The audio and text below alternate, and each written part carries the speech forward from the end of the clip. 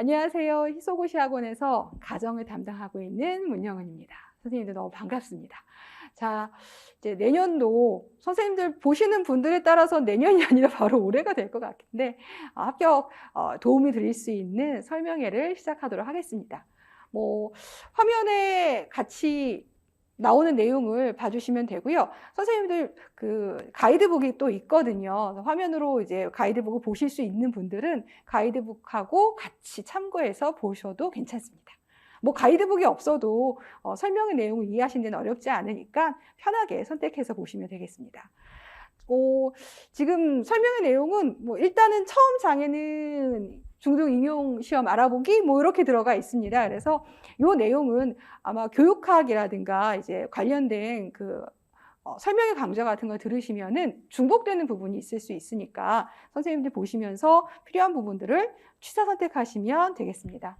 우선은 임용 방식하고 제일 궁금해 하시는 것 중에 하나가 TO. 얼마나 뽑는지 궁금하시겠죠? 그 내용하고 그 다음에 이제 선생님들이 이제 다음 준비를 하시니까 이제 저희 올해 출제됐던 1차 경향에 대해서 말씀을 드릴게요. 자, 일단 임용고시 일정은 매해 조금씩 바뀝니다. 그래서 선생님들이 꼭 언제나 그 해의 일정들을 확인해 주셔야 되고, 다만 저희들이 일정 발표가 나오기 전에 1년 정도의 본인들 스케줄을, 선생님들의 스케줄을 결정을 해야 되기 때문에 예상이 되는 그런 일정 정도만 확인을 해보도록 할게요. 그래서 사전 예고라고 해서 이제 올해 몇 명 선발을 하겠다라는 걸 보통 10월 달에 확정 발표가 나오는데, 그러기 전에 이제 나오는 게 이제 사전 예고였고, 원래는 조금 더 일찍 나오면 좋은데 최근엔 거의 이제 7월 말에서 8월 초쯤에 이제 발표가 나는 경우가 많습니다. 그래서 이것도 이제 23년도가 돼봐야 후반기가 돼봐야 이제 정확히 알 수가 있어요. 그다음 시험 공고는 거의 이제 10월 첫 주 정도에 이제 예고가 되고요. 그러니까 사전 예고할 때 언제 예고하겠다는 날짜까지도 이제 공개가 되고 있어요. 그 다음에 이제 1차 시험은 대부분 11월 한 넷째 주? 올해도 이제 26일 날 시험을 봐서 저희가 묘하게 초등 시험 보고 그 다음에 수능이 있고 그 다음에 저희 중등이 있고 이렇게 흐름이 좀 되는 편이에요. 그래서 거의 이제 11월 끝자락쯤에 1차 시험을 보시게 되고요. 그러고 나면 이제 1차 합격자가 한 달 정도? 이거 지금 설명해 보시는 분들이 언제 보실지 모르겠는데 어쩌면 합격자 발표가 한참 되는 그 주쯤에 또 보실 수도 있으세요. 그래서 한 달 정도 시간이 좀 걸리고 그러고 나서 이제 2차 시험이 보면 1월 18일 한 19일 정도 되니까 한 달하고 조금 더 되긴 하죠. 그렇죠? 그래서 그러니까 저희 1차 시험이 11월 25일이거든요. 그래서 그 다음 달인 1월 한 20일 정도 되면 1차 시험을 보고 나서 이제 합격하신 분들만 2차 시험을 보지만 2차 시험이 한 달보다 조금 더 시간이 더 있어요. 그래서 하면 한 45일 정도? 그 정도 돼요. 한 달하고 플러스 한 2주 정도 되는 시간이 되거든요. 하지만 합격자 발표 다음에는 여기가 한 29일 거의 12월 말이니까 그쵸. 2주가 조금 안 되는 시간. 네. 그러니까 발표가 나면 1차 합격자 발표가 나면 2주가 조금 안 되는 시간밖에 없어서 저 오늘도 이제 2차 스터디 하시는 분들하고 같이 있다 왔는데 시험을 보시자마자 그날 당일날 2차 준비에 들어가세요. 언니 어떻게 그럴 수 있어요? 라고 하시는데 워낙에 2차를 준비할 수 있는 시간이 1차는 보통 한 1년 이상을 준비하시잖아요. 근데 2차는 한 달하고 플러스 알파 한 달 반도 좀 안 되는 시간 동안 준비를 해야 되기 때문에 시간이 너무 부족해요. 이거 제가 매 합격자 설명할 때마다 2차 준비하려면 시간 너무 부족하다고 늘 말씀드려도 워낙에 일단은 1차를 붙고 나야 다음 일을 이제 생각을 하시다 보니까 잘 와닿지가 않으신 거예요. 2차 준비하실 때 와닿으시거든요. 그래서 굉장히 부족한 시간 동안에 2차를 준비하시고 2차 시험 보고 나서는 한 달 채 안 돼서 한 2월 초순 거의 이제 설 되기 전에 그때 이제 합격자 발표가 나고 발표 나고 나면 3월에 바로 이제 수업을 하셔야 되니까 그 사이 한 짧으면 한 1주 정도 해서 연수를 받으셔야 돼요. 그럼 어떻게 돼요? 합격자 발표, 최종 발표 나오고 나서 설하고 뭐 축하받고 한 주 정도 이제 연수 받고 학교 가서 또 이제 수업 준비하고 바로 이제 현장에 들어가죠. 그래서 2차 시험 이제 보시고 합격이 되시면은 어마어마하게 초고속으로 일정들이 진행이 되기는 합니다. 자, 이런 흐름이에요. 그래서 이 흐름 중에 보통은 이제 1년 11월 말에 보는 1차 시험 준비를 제일 많이 계획을 하시는데, 선생님들이 지금 보시는 이 합격 설명회가 12월 말이거나 아니면 이제 내년도 23년도 한 1, 2월 정도면은 저는 사실은 2차 준비를 같이 하시길 많이 권해드려요. 그래야 나중에 2차 준비할 때 지금의 뭐 한 달 혹은 뭐 그런 시간들은 2차에서는 너무너무나도 귀중한 시간이 되거든요. 그래서 미리 보시는 분들은 미리 준비하시는 지혜를 가지셨으면 좋겠습니다. 자, 그 다음에 이제 두 번째 있는 거는 뭐 여러 가지 자료에서 보시는 것처럼 임용고시 방식이에요. 그래서 1차가 있고, 1차 방식이죠. 1교시가 있고, 2교시, 3교시가 전공으로 들어가 있기 때문에 1교시에 있는 교육학에 대해서는 이제 교육학 교수님들이 잘 설명을 해 주실 거예요. 꼭 잘 들으세요. 왜냐하면 1차를 합격하려면 교육학 점수가 너무너무 중요해요. 네. 그러니까 교육학 점수 때문에 전공을 깎아먹는다는 얘기를 가끔 하실 때가 있으세요. 이게 아무래도 상대적으로 이제 전공 쪽이 분야가 많다 보니까 시간들을 많이 할애를 하시거든요. 그래서 좀 교육학을 좋아하지 않으시거나 각자 그 학문 분야마다 좋아하는 또 분야들이 조금 있으시거든요. 그래서 교육학을 조금 안 좋아하시거나 잘 못하시면 시간을 덜 들이세요. 그래서 거기서 점수가 이제 매해마다 차이가 좀 나긴 하지만 많이 깎아 먹으시면 점수가 잘 안 나오면은 전공을 아무리 열심히 해도 결국엔 두 개를 합쳐서 커트라인 나오잖아요. 네, 그래서 좀 피해를 보신 경우가 있어서 교육학도 충분한 비중을 두셔서 계획을 잡으시고 뭐 어떻게 해야 되는지는 교육학 교수님들이 잘 말씀을 해주실 거예요. 그럼 전공은 이제 2교시하고 3교시 두 군데 있고 출제 비율은 전공은 합쳐서 빨간색이 됐네요. 이렇게 40점, 40점 이렇게 합이 80점이죠. 80점이면 80점 중에 교과 교육학, 보통 가정과 교육론이라고 하는 파트가 25에서 35%. 그러니까 이 교과 교육학은 전공마다 출제를 많이 하는 전공이 있고 적게 하는 전공이 있는데 저희 가정교육은 좀 많이 하는 편이에요. 그래서 이걸 점수 배점이 얼마가 돼요? 그러면 고정이 된 건 아니니까 한 30% 생각하시면 돼요. 그러면 83, 24, 24점. 꽤 높죠. 그래서 교육학에서 교육학과 교과 교육론 중에 중복되는 면들이 많다 보니까 교과 교육론을 잘하시면 교육학을 잘하시고, 뭐 교육학을 잘하시면 교과 교육을 잘하시고 이렇게 서로 간에 영향을 주는 부분들이 좀 있어서 사실상은 1교시에 있는 교육학 점수가 20점이 아니라 교과 교육론까지 같이 연결해서 보시면 꽤 점수가 비중이 높아질 수 있어요. 물론 교육학을 한다 그래서 교과 교육론을 다 맞출 수 있는 건 절대 아니에요. 근데 연관성이 있는 부분이 꽤 있다고 생각하시면 돼요. 이렇게 해서 이제 생각보다 저희는 교과 교육론 점수가 꽤 많이 나오는 그런 축에 해당한다라고 생각하시면 돼요. 그래서 이렇게 이제 3교시 진행된다 해서 3교시 진행되네라고 지금 생각하시지만 나중에 모의고사 보시면 저 3교시 하기 되게 힘들어요. 엄청 힘들어요. 뭐 1교시하고 또 40분 쉬고 뭐 이렇게 진행을 하는데 중간에 별도의 점심시간은 없어요. 여기 보시면 10시까지 하고 그 다음에 여기 10시 40분에 2교시 들어가죠. 이렇게 40분을 휴식을 해요. 40분간의 휴식이 있는데 요건 뭐 간단하게 화장실 갔다 오고 또 이제 요기하시고 뭐 이런 게 있어서 생각보다 그 시간이 넉넉하지가 않아요. 네. 그래서 전체 이제 3교시를 모두 시험 보는 게 그렇게 만만치는 않다. 수능에 비해서는 별거 아니에요라고 하지만 수능 보신 지 꽤 되셨잖아요. 네. 요 3교시를 또 잘 운영을 하려면 또 아무래도 실전 연습 같은 거 좀 필요하시겠죠. 자, 그럼 이제 세 번째로 볼게. 앞에는 이제 간단하게 어떻게 이제 어느쯤에 시험을 보고 어떤 방식으로 운영이 되는지에 대한 간단한 설명을 드렸고, 티어미 경쟁률은 선생님들은 지금 보는 건 의미는 없어요. 왜냐하면 올해 몇 명 뽑았는지가 내년에도 그만큼 뽑는다는 건 아니잖아요. 사전 예고가 나오고 이제 그 해 선발 인원이 확정이 돼야만 의미가 있기 때문에 여기 있는 수치는 나쁘지 않다라는 정도의 그런 데이터 정도로 활용을 하시면 되고요. 실제 선생님들도 가이드북이 있으시면 한 17페이지에 이제 그동안에 이제 선발 인원 같은 것들 자료가 있으니까 참고로 보세요. 이 선발 인원은 전체 인원이 굉장히 중요하긴 해요. 많이 뽑으면 아무래도 합격할 가능성이 높기도 하고 이게 지역별로 나눠져 있긴 하지만 특정 지역에서 좀 많이 뽑아주면 다른 지역이 좀 부담이 덜.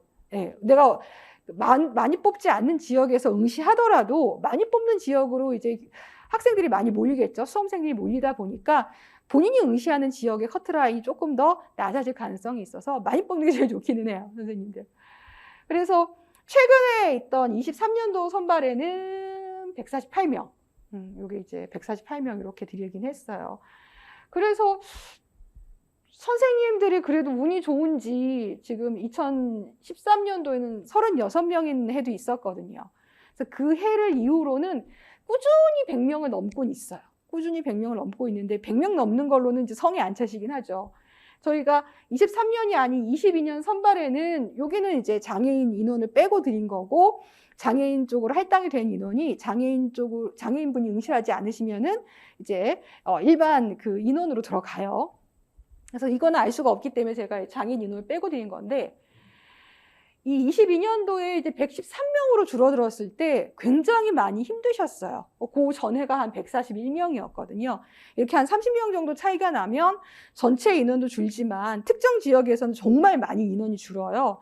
그래서 그런 좀 부담감들이 좀 있기도 해요. 그래서 22년도에 확 줄어가지고 사실은 제가 23년도 선발도 더 줄을까봐 걱정을 많이 하긴 했는데 다행히 이제 148명 정도 돼서 좋은 수치가 나오긴 했고 언제나 저는 이제 이 수치가 그래도 잘 유지가 되기를 기원을 하는데 뭐 제 기원대로 되는 건 아니고 어쨌든 한 100명에서 한 120명 정도 수는 그 정도 기준은 좀 뽑아주고 있다. 뭐 이런 정도 말씀을 드릴게요. 그 다음에 뒤에 있는 거는 뒤에 이제 요거하고 뭐 이제 합격 그 수치 같은 걸 드리긴 하는데 이것도 별로 지금은 의미가 없죠.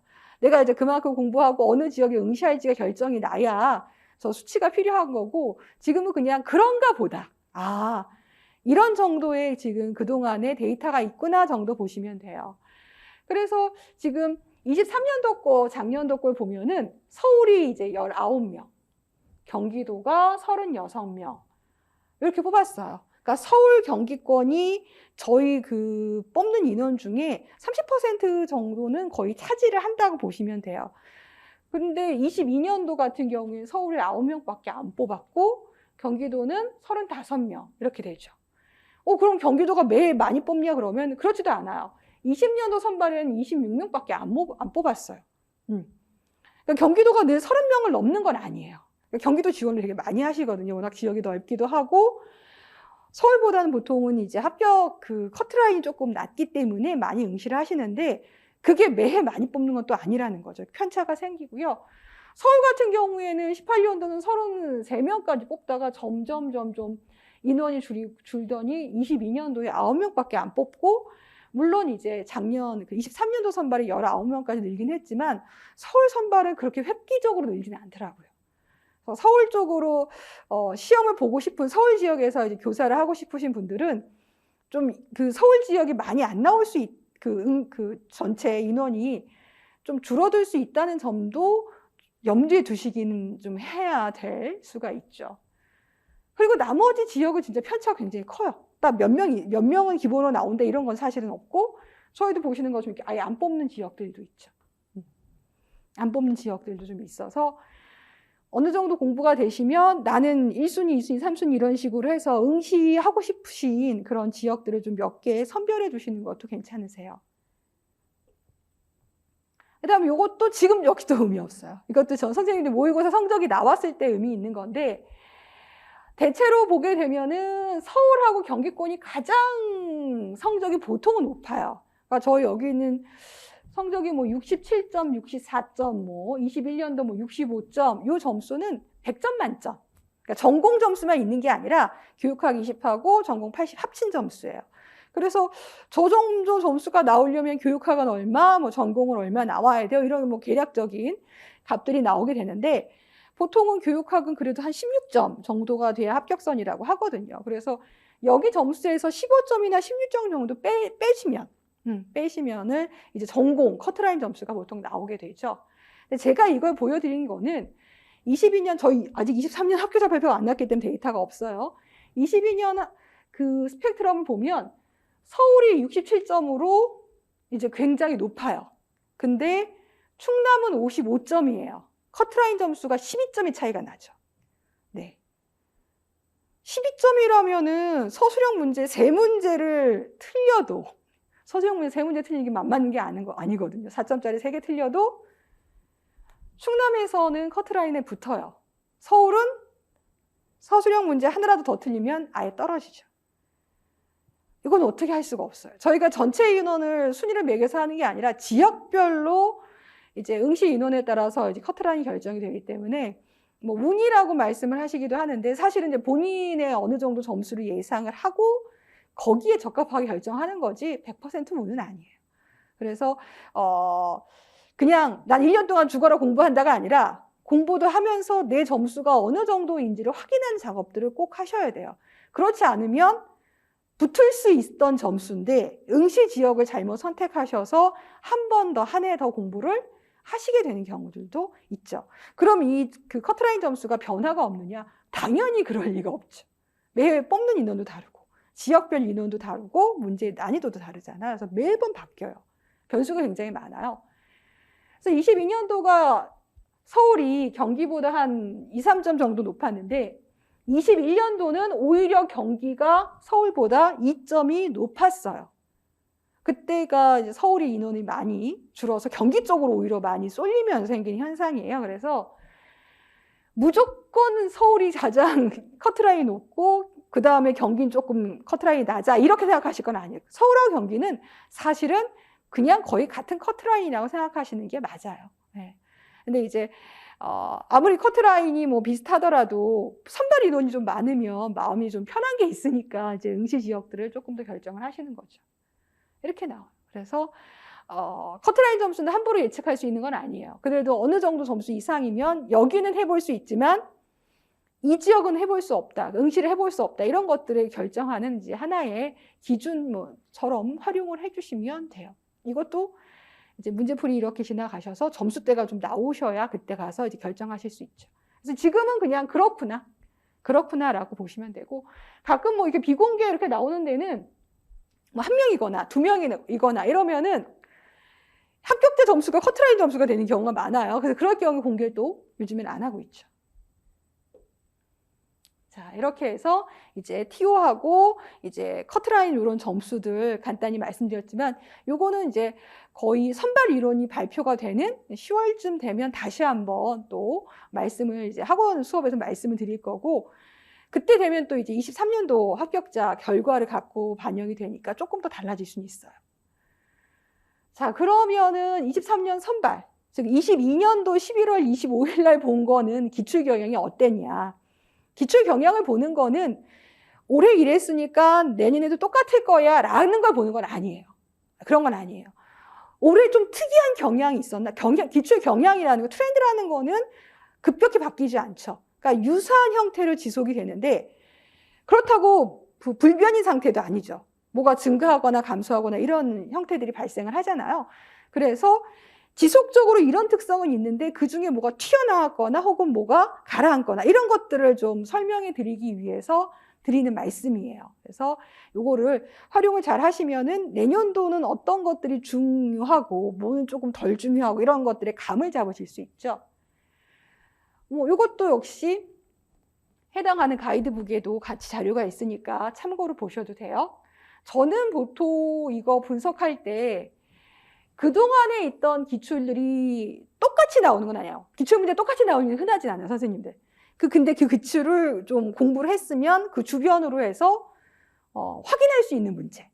기출 문제 보는 방법도 좀 안내를 해드릴 텐데 기출 문제를 잘 공부했고 그 주변까지 충실하게 내용들을 확보를 했다면 이 문제 맞출 수 있어 라는 것들이고요. 반면에 이제 새로운 영역들 같은 경우에는 이제 그동안 나오지 않았던 영역 혹은 나오지 않았던 출제 방식 이런 것들이 들어가 있죠. 그래서 저희가 먼저 보는 가정과 교육론 한 30% 정도 나온다고 말씀드렸죠. 거기는 크게는 이제 교과교육학하고 이제 국가교육과정. 국가교육 두 가지가 있는데 교과교육학 같은 경우 뭐 저희 기입형 서술형이 있어서 여기는 거의 교과교육학은 저희가 전공서가 몇 개 없기 때문에 기출문제가 굉장히 많이 나와요.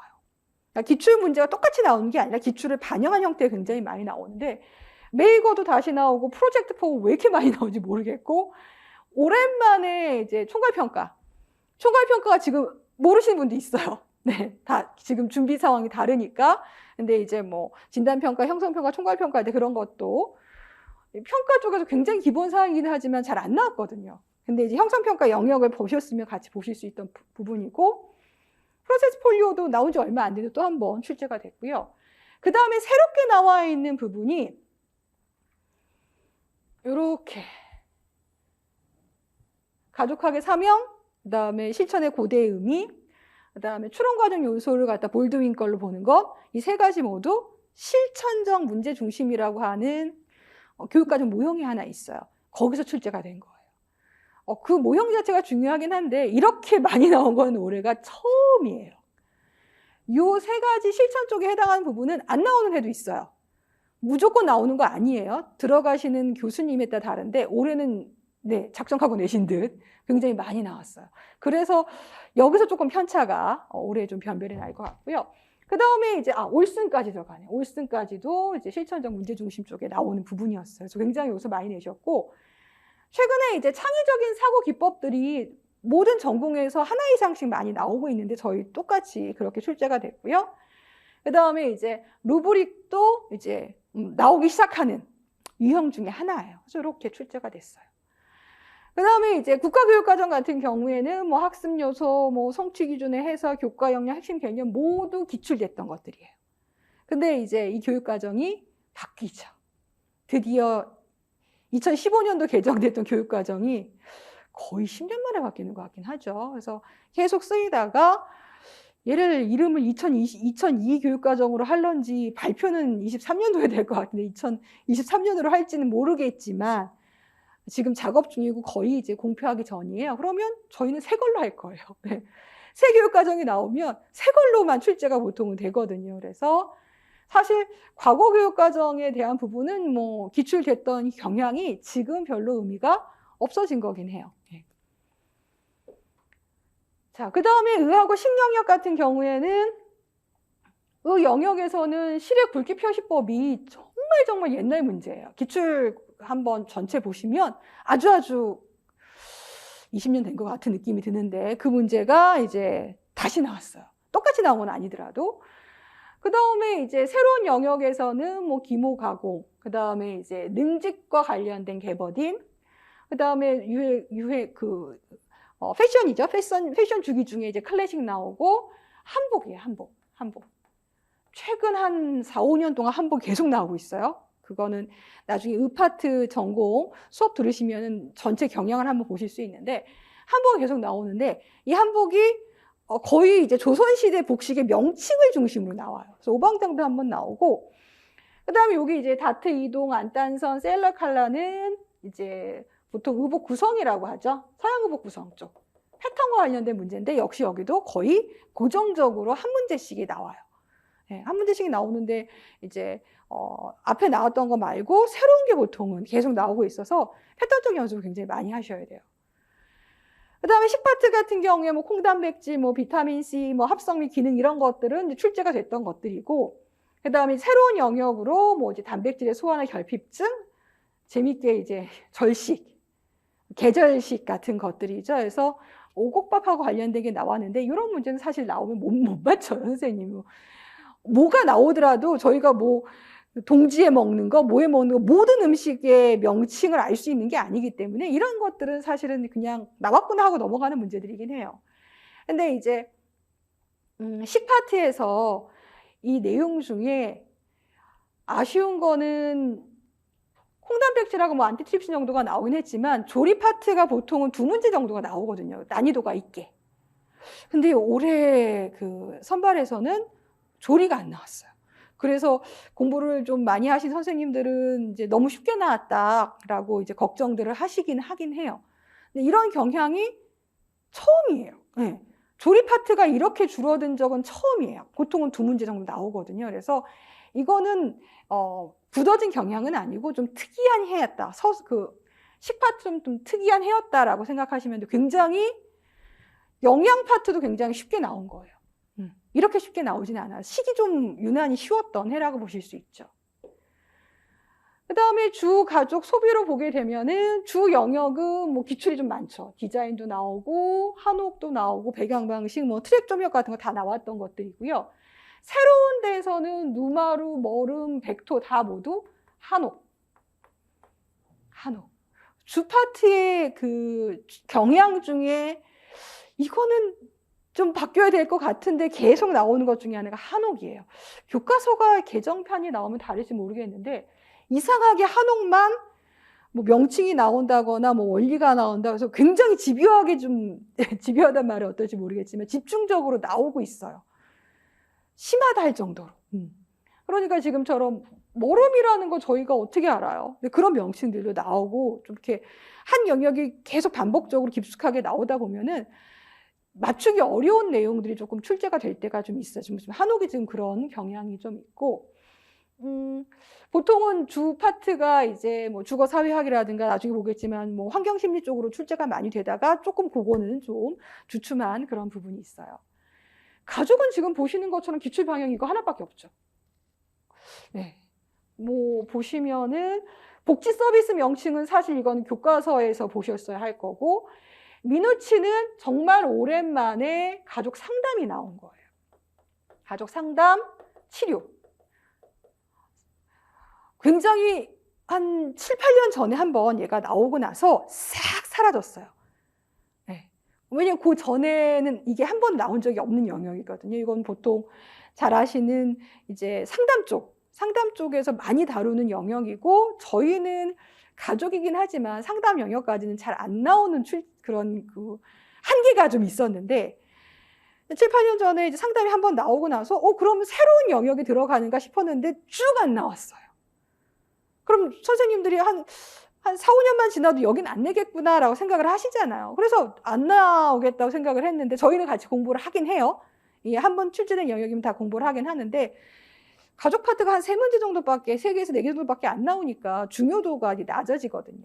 근데 이제 미누친이 나왔죠. 물론 이제 그 영역까지 공부하신 분한테는 굉장히 쉬운 문제였지만 뒤에 그 공부를 시작하셔서 이걸 빼고 하신 분들한테는 아까운 영역인 거죠. 그래서 뭐 하나 버릴 수가 없는 참 그런 부분이 있어요. 그 다음 비고츠키 이론은 뭐 교육학이나 인간발달에서 굉장히 많이 하고 부모 교육 쪽에 있는 비결 쪽도 출제가 되고요. 그래서 가족 파트는 새롭게 나온 영역도 굉장히 많아요. 그 다음에 소비 같은 경우에는 뭐 밴드웨건, 매블레는 어차피 교과서나 뭐 소비 행동할 때 많이 보시는 거고, 의사결정하고 그 다음에 보상 원칙 같은 것도 역시 출제가 됐던 부분이고, 특이하게 이제 업사이클링과 같은 이제 자원 재활용과 관련된 용어 개념을 조금 상세히 물었는데 여기 소비서도 하기도 하고 의파트에서 하기도 하고 이렇게 돼요. 그러니까 소비 파트도 원래는 여기는 재무관리도 들어가고 자원관리가 더 들어가는데 둘 다 안 나왔어요. 그러니까 한 영역 교수님이 다 왕창 내버린 그런 좀 경향이 있는 거죠. 그래서 전체적으로 어디는 기출이 많고 어디는 새로운 파트가 많고 하긴 하지만 전체적으로 봤을 때 서술형보다는 원래 서술형은 서술형이 나와야 되거든요. 근데 서술형인데 그냥 거의 기입처럼 쓰는 문제가 굉장히 많았기 때문에 여러 설명을 쓰지 않다 보니까 난이도는 전체적으로 좀 쉬워진 편이긴 해요. 근데 또 체감하는 난이도는 선생님들마다 조금 다를 수는 있어요. 자, 이렇게 해서 이제 앞에서는 시험 보는 방식, 뭐 그 다음에 TO, 그 다음에 작년도 문제 기출 경향을 봤습니다. 그러면은 이렇게 나오고 이런 내용이 있는데 우리는 그러면 이제 올해 어떻게 준비해야 되느냐라는 부분들이 이제 궁금하시잖아요. 선생님들 이 영상은 그냥 지속이 돼요. 그러니까 쉬셔야 하면 알아서 이렇게 잠시 멈춤 버튼 누르시고 쉬셨다가 오셔도 돼요. 자, 학습 전략 쪽에서는 저는 그 가이드북 그대로 순서대로 진행을 할게요. 그래서 올해 커리큘럼하고 그다음에 1차 영역별, 그다음에 시기별이라는 거는 1차하고 2차에 대한 안내 간단히 드리고 궁금해하시는 또 도서들 이렇게 3가지 말씀드릴게요. 자, 그래서 저희 커리큘럼 역시 또 가이드북에 또 페이지 같이 있으니까 보시면 되는데 크게는 전공 이론, 그다음에 문제풀이, 그리고 모의고사.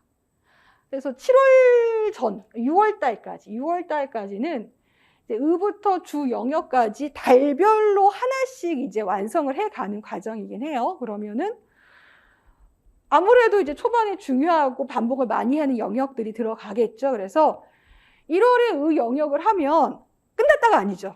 1월에 끝내면 2, 3, 4, 5, 6, 7을 계속 의를 반복을 하시면서 보시게 되는 거예요. 그래서 이렇게 6개월 정도 이제 전공을 마무리하고, 사실 6개월이라기보다는 6월 중순쯤에 저희가 그 전공 모의고사가 있어요. 그래서 그 모의고사 보기 전에 대부분의 전공 일정들은 끝나게 될 거예요. 그 다음에 문제풀이 과정은 올해는 기출구조화가 별도의 강의로 개설되진 않아요. 작년도 이제 기출구조화했던 강의에다가 제가 이제 23년 선발 문제에 대해서 추가로 설명을 하는 그런 강좌로 들어갈 거예요. 그래서 기출구조와 기출을 조금 더 이제 상세히 보는 과정인데, 이게 필요하신 분들은 1월부터 6월 동안 전공 진행될 때 구조화 강의를 같이 보강을 해서 보셔도 괜찮아요. 그 다음에 7, 8월에는 지금 있던 이 6개 영역에 대해서 영역별로 문제화 과정을 하고, 그리고 9월과 11월까지는 모의고사를 보는데, 초반에는 영역들을 쌓아가면서 누적형으로 보고요. 나중에는 전체 똑같이 교육학, 그 다음에 2교시의 전공 A, 3교시 전공 B 이런 식으로 실제 시험하고 똑같은 방식으로 진행을 할 거예요. 그리고 이제 시험 보시고 나면은 2차 특강 정도가 한 번 정도 진행이 됩니다. 그래서 과정별로 특징을 보게 되면 제가 저 앞에 입문 과정을 안 드리긴 했죠. 요거는 선택적으로 하시면 돼요. 네. 저는 저 과정을 셀프로 해야 된다고 생각한 사람이긴 한데, 그래도 이제 어렵다고 하시는 분들이 있어서 만들어진 과정인데, 정말 임용고시가 너무 처음이시거나 이 가정으로 보는 임용고시가 생소하신 분들을 위해서 만들어진 그런 수업 강좌여서 어느 정도 준비가 되신 분들은 굳이 들으실 필요는 없으세요. 그다음에 전공 이론 과정은 영역별로. 그래서 전체를 다 들으셔도 되고 뭐 원하시는 걸로 선별해 들으실 수도 있어요. 그리고 문제풀이는 전공에 대한 이해를 이론 과정에서 하셨으면은 얘를 써야 되죠. 그러니까 앞에 있는 과정이 이해 과정이면 문제풀이 과정은 산출의 과정이라고 보시면 돼요. 내용을 쓸 거예요. 그럼 모의고사 과정은 뭐냐면 문제풀이는 영역별로 해요. 그러니까 의만 풀고 그다음에 뭐 주만 풀어요. 근데 실제 시험 문제 다 섞여 나오죠.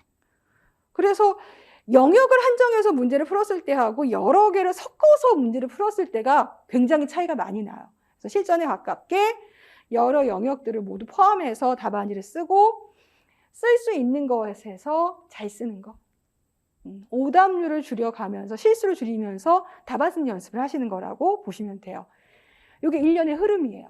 저희 이제 학원에서는 대부분 이렇게 순서대로 진행을 하니까 선생님들이 이론에서 들어오실지 모의고사에서 들어가실지는 선생님들의 준비 상태별로 선택을 하시면 돼요. 자, 그럼 먼저 이제 이론 과정들을 보게 되면 아까 말씀드린 것처럼 의부터 가족까지 이렇게 진행이 되고 달마다 이렇게 의는 1월에, 소비는 2월에, 식은 3월에 이렇게 되는데, 특히 이제 의나 식 같은 경우에는 저희가 한 달 내에 끝내긴 하지만 굉장히 양이 많아요. 어떤 분들은 의만 갖다 한 3, 4개월 하시는 분도 있어요. 엄청 꼼꼼하신 분들이세요. 그래서 그건 좋은데 저희가 의상으로 교사를 뽑는 게 아니라 가정으로 뽑기 때문에 가정 중에 의가 80점 중에 점수가 한 15점 내외 나오거든요. 그러니까 교육론보다 좀 점수가 낮기는 해요. 근데 해야 하려고 너무 많아요. 한 번에 못 끝내요. 그래서 정말 지속적으로 반복을 많이 하셔야 돼요. 뭐 어떤 합격 수기를 보시면 몇 회독했다 막 이게 있는데, 의식 교육론은 회독을 굉장히 많이 하셔야 돼요. 근데 그나마 교육론은 교육학이 있으니까 회독을 조금 다른 방식으로 하실 수가 있는데, 의하고 식은 정말 많이 하셔야 돼요. 네. 여기선 점수가 초반에 많이 해주지 않으시면은 문제풀이나 모의고사의 점수가 안 올라요. 난공불락인 경우 굉장히 많아요. 그러니까 꼭 미리미리 해두시길 권해드리고, 그 다음에 저희가 교육론 같은 경우에는 4월에 들어가는데, 교육론이 교육학을 도와주는 경우도 있고 교육학이 교육론을 도와주는 경우가, 그러니까 서로 간에 도움이 되는 경우가 많기 때문에 뭘 먼저 하든지 상관없어요. 근데 이제 교육학은 좀 2달 안에 좀 내용을 여러 영역 볼 수 있다면 전공은 좀 힘들어요.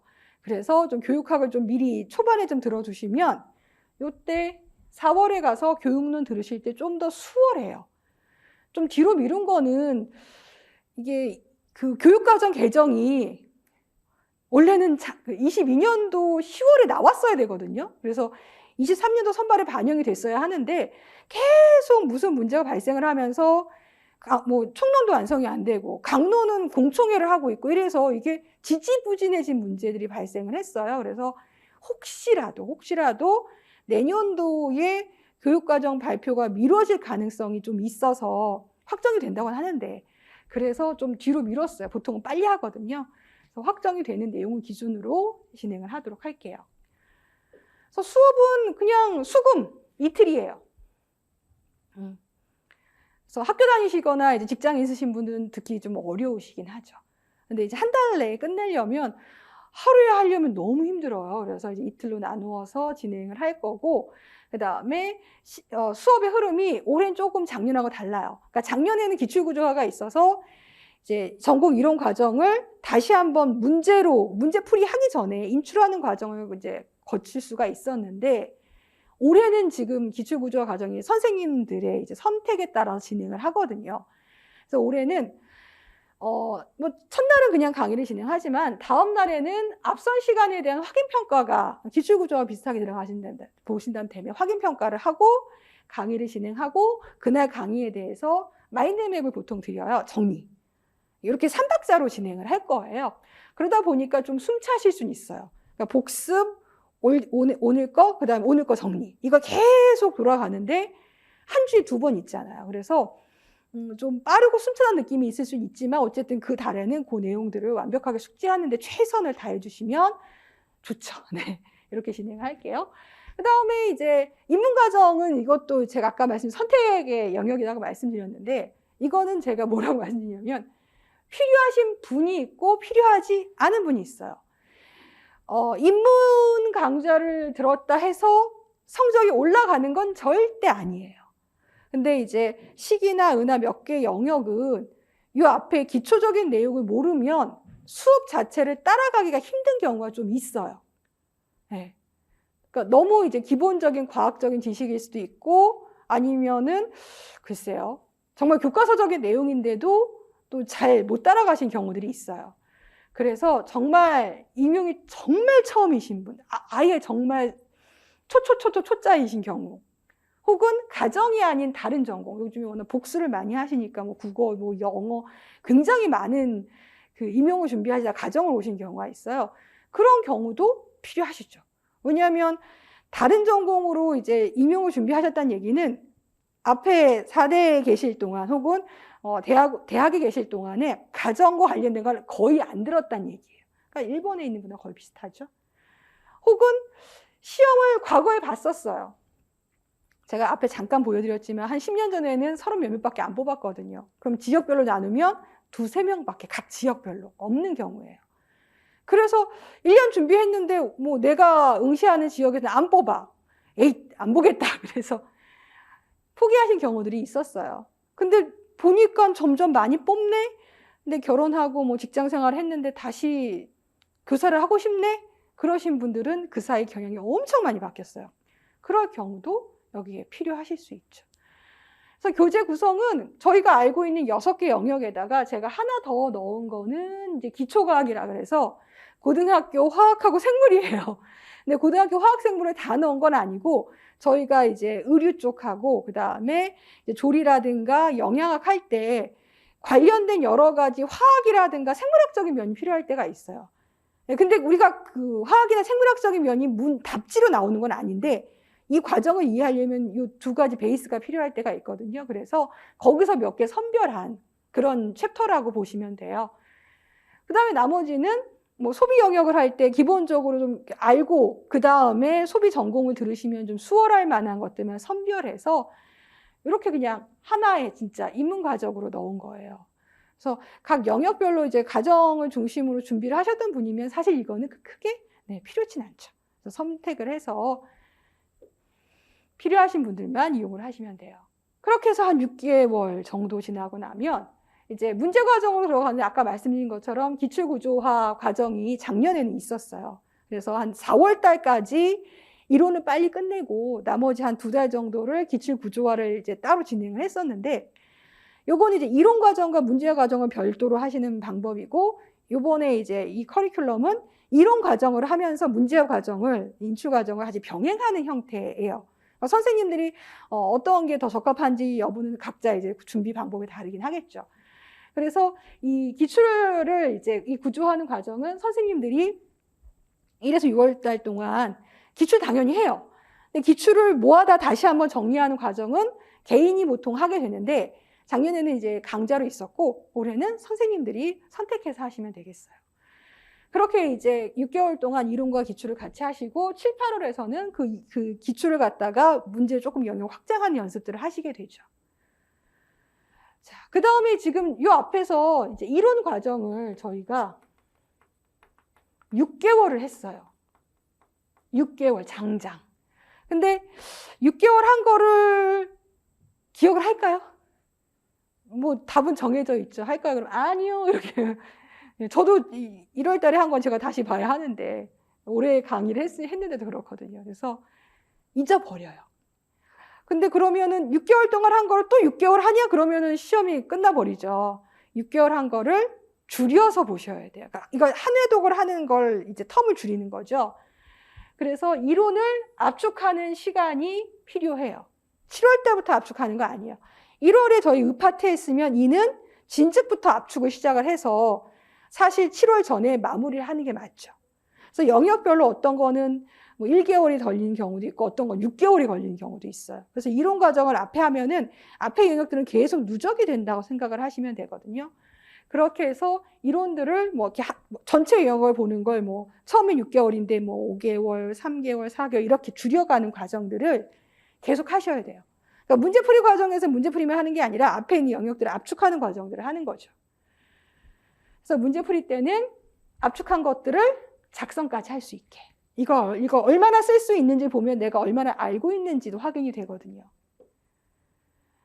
그래서 수업은 이때는 이제 앞에 이론 과정은 수금을 진행하지만 이제 문제풀이 때부터는 하루만 진행을 해서 이제 보통은 금요일 날 저희들 진행을 하고요. 저희가 영역별로 연습 과제를 드리는데 이거는 작년도에 제가 모의고사로 냈던 문제 중에 선별해서 연습 문제를 드려요. 네, 작년 문제 선별해서 한번 문제를. 왜냐면 제가 문제를 보면 최근 것만 내는 게 아니라 2, 3년 전의 경향의 문제들도 출제를 하시거든요. 그렇죠. 제가 다뤘던 문제 2, 3년치를 다 가져다가 이거를 연습 문제를 만들긴 좀 어렵고 최소한 작년의 경향은 한 번 정도 연습 삼아 확인하실 필요가 있잖아요. 그래서 작년도 모의고사 문제들을 선별을 해서 연습 문제로 드리고요. 그 다음에 새로운 형태의 문제는 이제 모의고사로. 이 모의고사 시간은 초반에 저희 원래 90분이지만 이제 뭐 60분, 70분, 80분 이런 식으로 조금씩 늘려갈 거긴 해요. 그렇게 해서 진행을 하고 있습니다. 그 다음에 이제 9월달 가면은 모의고사 형식 A, B형으로 진행을 하는데 전체 영역이긴 하지만 9월달은 한 3회 정도 누적 형태로 진행을 해요. 이건 다른 게 아니라 이제 10파트만 보는 게 이제 영역별 문제풀이면 10파트에서 영양, 의파트에서 의료, 뭐 이제 피복 재료, 그 다음에 가족에서는 발달 이론 이렇게 딱딱딱 몇 개씩만 찝어서 실제 저희 문제는 그 영역들 다 나오니까요. 근데 이제 범위를 줄여서 이렇게 해서 1회를 보고 이렇게 늘려서 2회를 보고 이렇게 늘려서 3회를 보는 거예요. 그렇게 하면은 이제 이 과정이 필요한 이유는 어차피 시험은 전체 영역을 한 일주일이나 2주 만에 연습을 해서 실제 시험을 보셔야 돼요. 11월 달에. 근데 그게 처음부터 안 돼요. 그러니까 누적 볼 동안은 전체 영역을 짧은 시간 내에 보는 연습들을 하신다고 생각하시면 돼요. 그래서 이론을 압축을 하게 되고, 나중에 이제 10월달 가면은 이제 그 교육학부터 해서 전체 형식을 똑같이 따라서 문제를 본다고 말씀드렸죠. 그러면은 이제 한 달이 아니 한 일주? 매주 모의고사가 있으니까 일주 뭐 조금 여유 주시면 한 2주 정도의 전체 영역, 교육학까지 전체를 다 한 번에 짧게 보는 연습들을 그때부터 하시게 되는 거죠. 전 영역을 보는 연습까지 하셔야 돼요. 그러니까 이런 과정을 들으실 때는 그냥 시간을 들여서 이 영역들을 충분히 보면 되지라고 하지만, 문제가 들어가는 순간에는 이 영역을 굉장히 짧은 시간 내에 압축해서 보실 수 있는 것들이 필요해요. 그 훈련이 되지 않으면 내가 해놓은 것은 많은데 짧은 시간 내에 복습이 안 되는 거예요. 짧은 시간 내에 복습이 안 되면 알던 내용도 복습이 안 됐기 때문에 모의고사에서 틀려요. 근데 모의고사에서만 틀린 게 아니라 실제 시험에서도 이걸 복습을 못했기 때문에 틀리는 거예요. 알고 있지만. 그런 것들을 방지하기 위해서 짧은 시간 내에 반복적으로 볼 수 있는 연습들을 한다고 보시면 돼요. 자, 이렇게 해서 전체 과정이 진행이 되고, 똑같이 이제 금요일 날 진행이 되고, 말씀드린 것처럼 누적형하고 전 영역으로 10월, 그러니까 9월하고 10월, 11월 조금 나뉘는 거죠. 그 다음에 이제 피드백을 드리는 채점이 진행이 되는데, 이거는 신청하신 분들만, 무조건 하는 건 아니고, 나는 내 점수를 내가 가늠하기 힘들다. 이렇게 서술하는 것이 이제 충분한 점수를 받는 건지 혹은 감점 요인이 있는지 모르겠다 그러시면, 인원수를 제가 많이 할 수가 없어요. 그래서 인원수 제한을 해서 신청하신 분들에게 이제 채점을 같이 진행을 하고 있고, 요거는 개강할 때 한번 확인을 해주시면 돼요. 자, 이렇게 해서 이제 전체 커리큘럼을 한번 말씀드렸어요. 그래서 커리큘럼은 이제 그 실제 진행할 때마다 조금씩 변동이 될 수 있으니까 그 학원에다가 확인을 해주셔야 돼요. 뭐 어떻게 진행하는지, 뭘 준비해 가는지, 언제 시작을 하는지 확인을 해주시고, 이제 직강 오시는 분들은 현장에 오셔가지고 또 낭패 보시면 안 되니까 그런 부분 꼭 확인 부탁드릴게요. 자, 그러면은 아까 봤던 6개 영역들을 어떻게 볼 거냐, 이거는 설명하려면 한참 걸려요.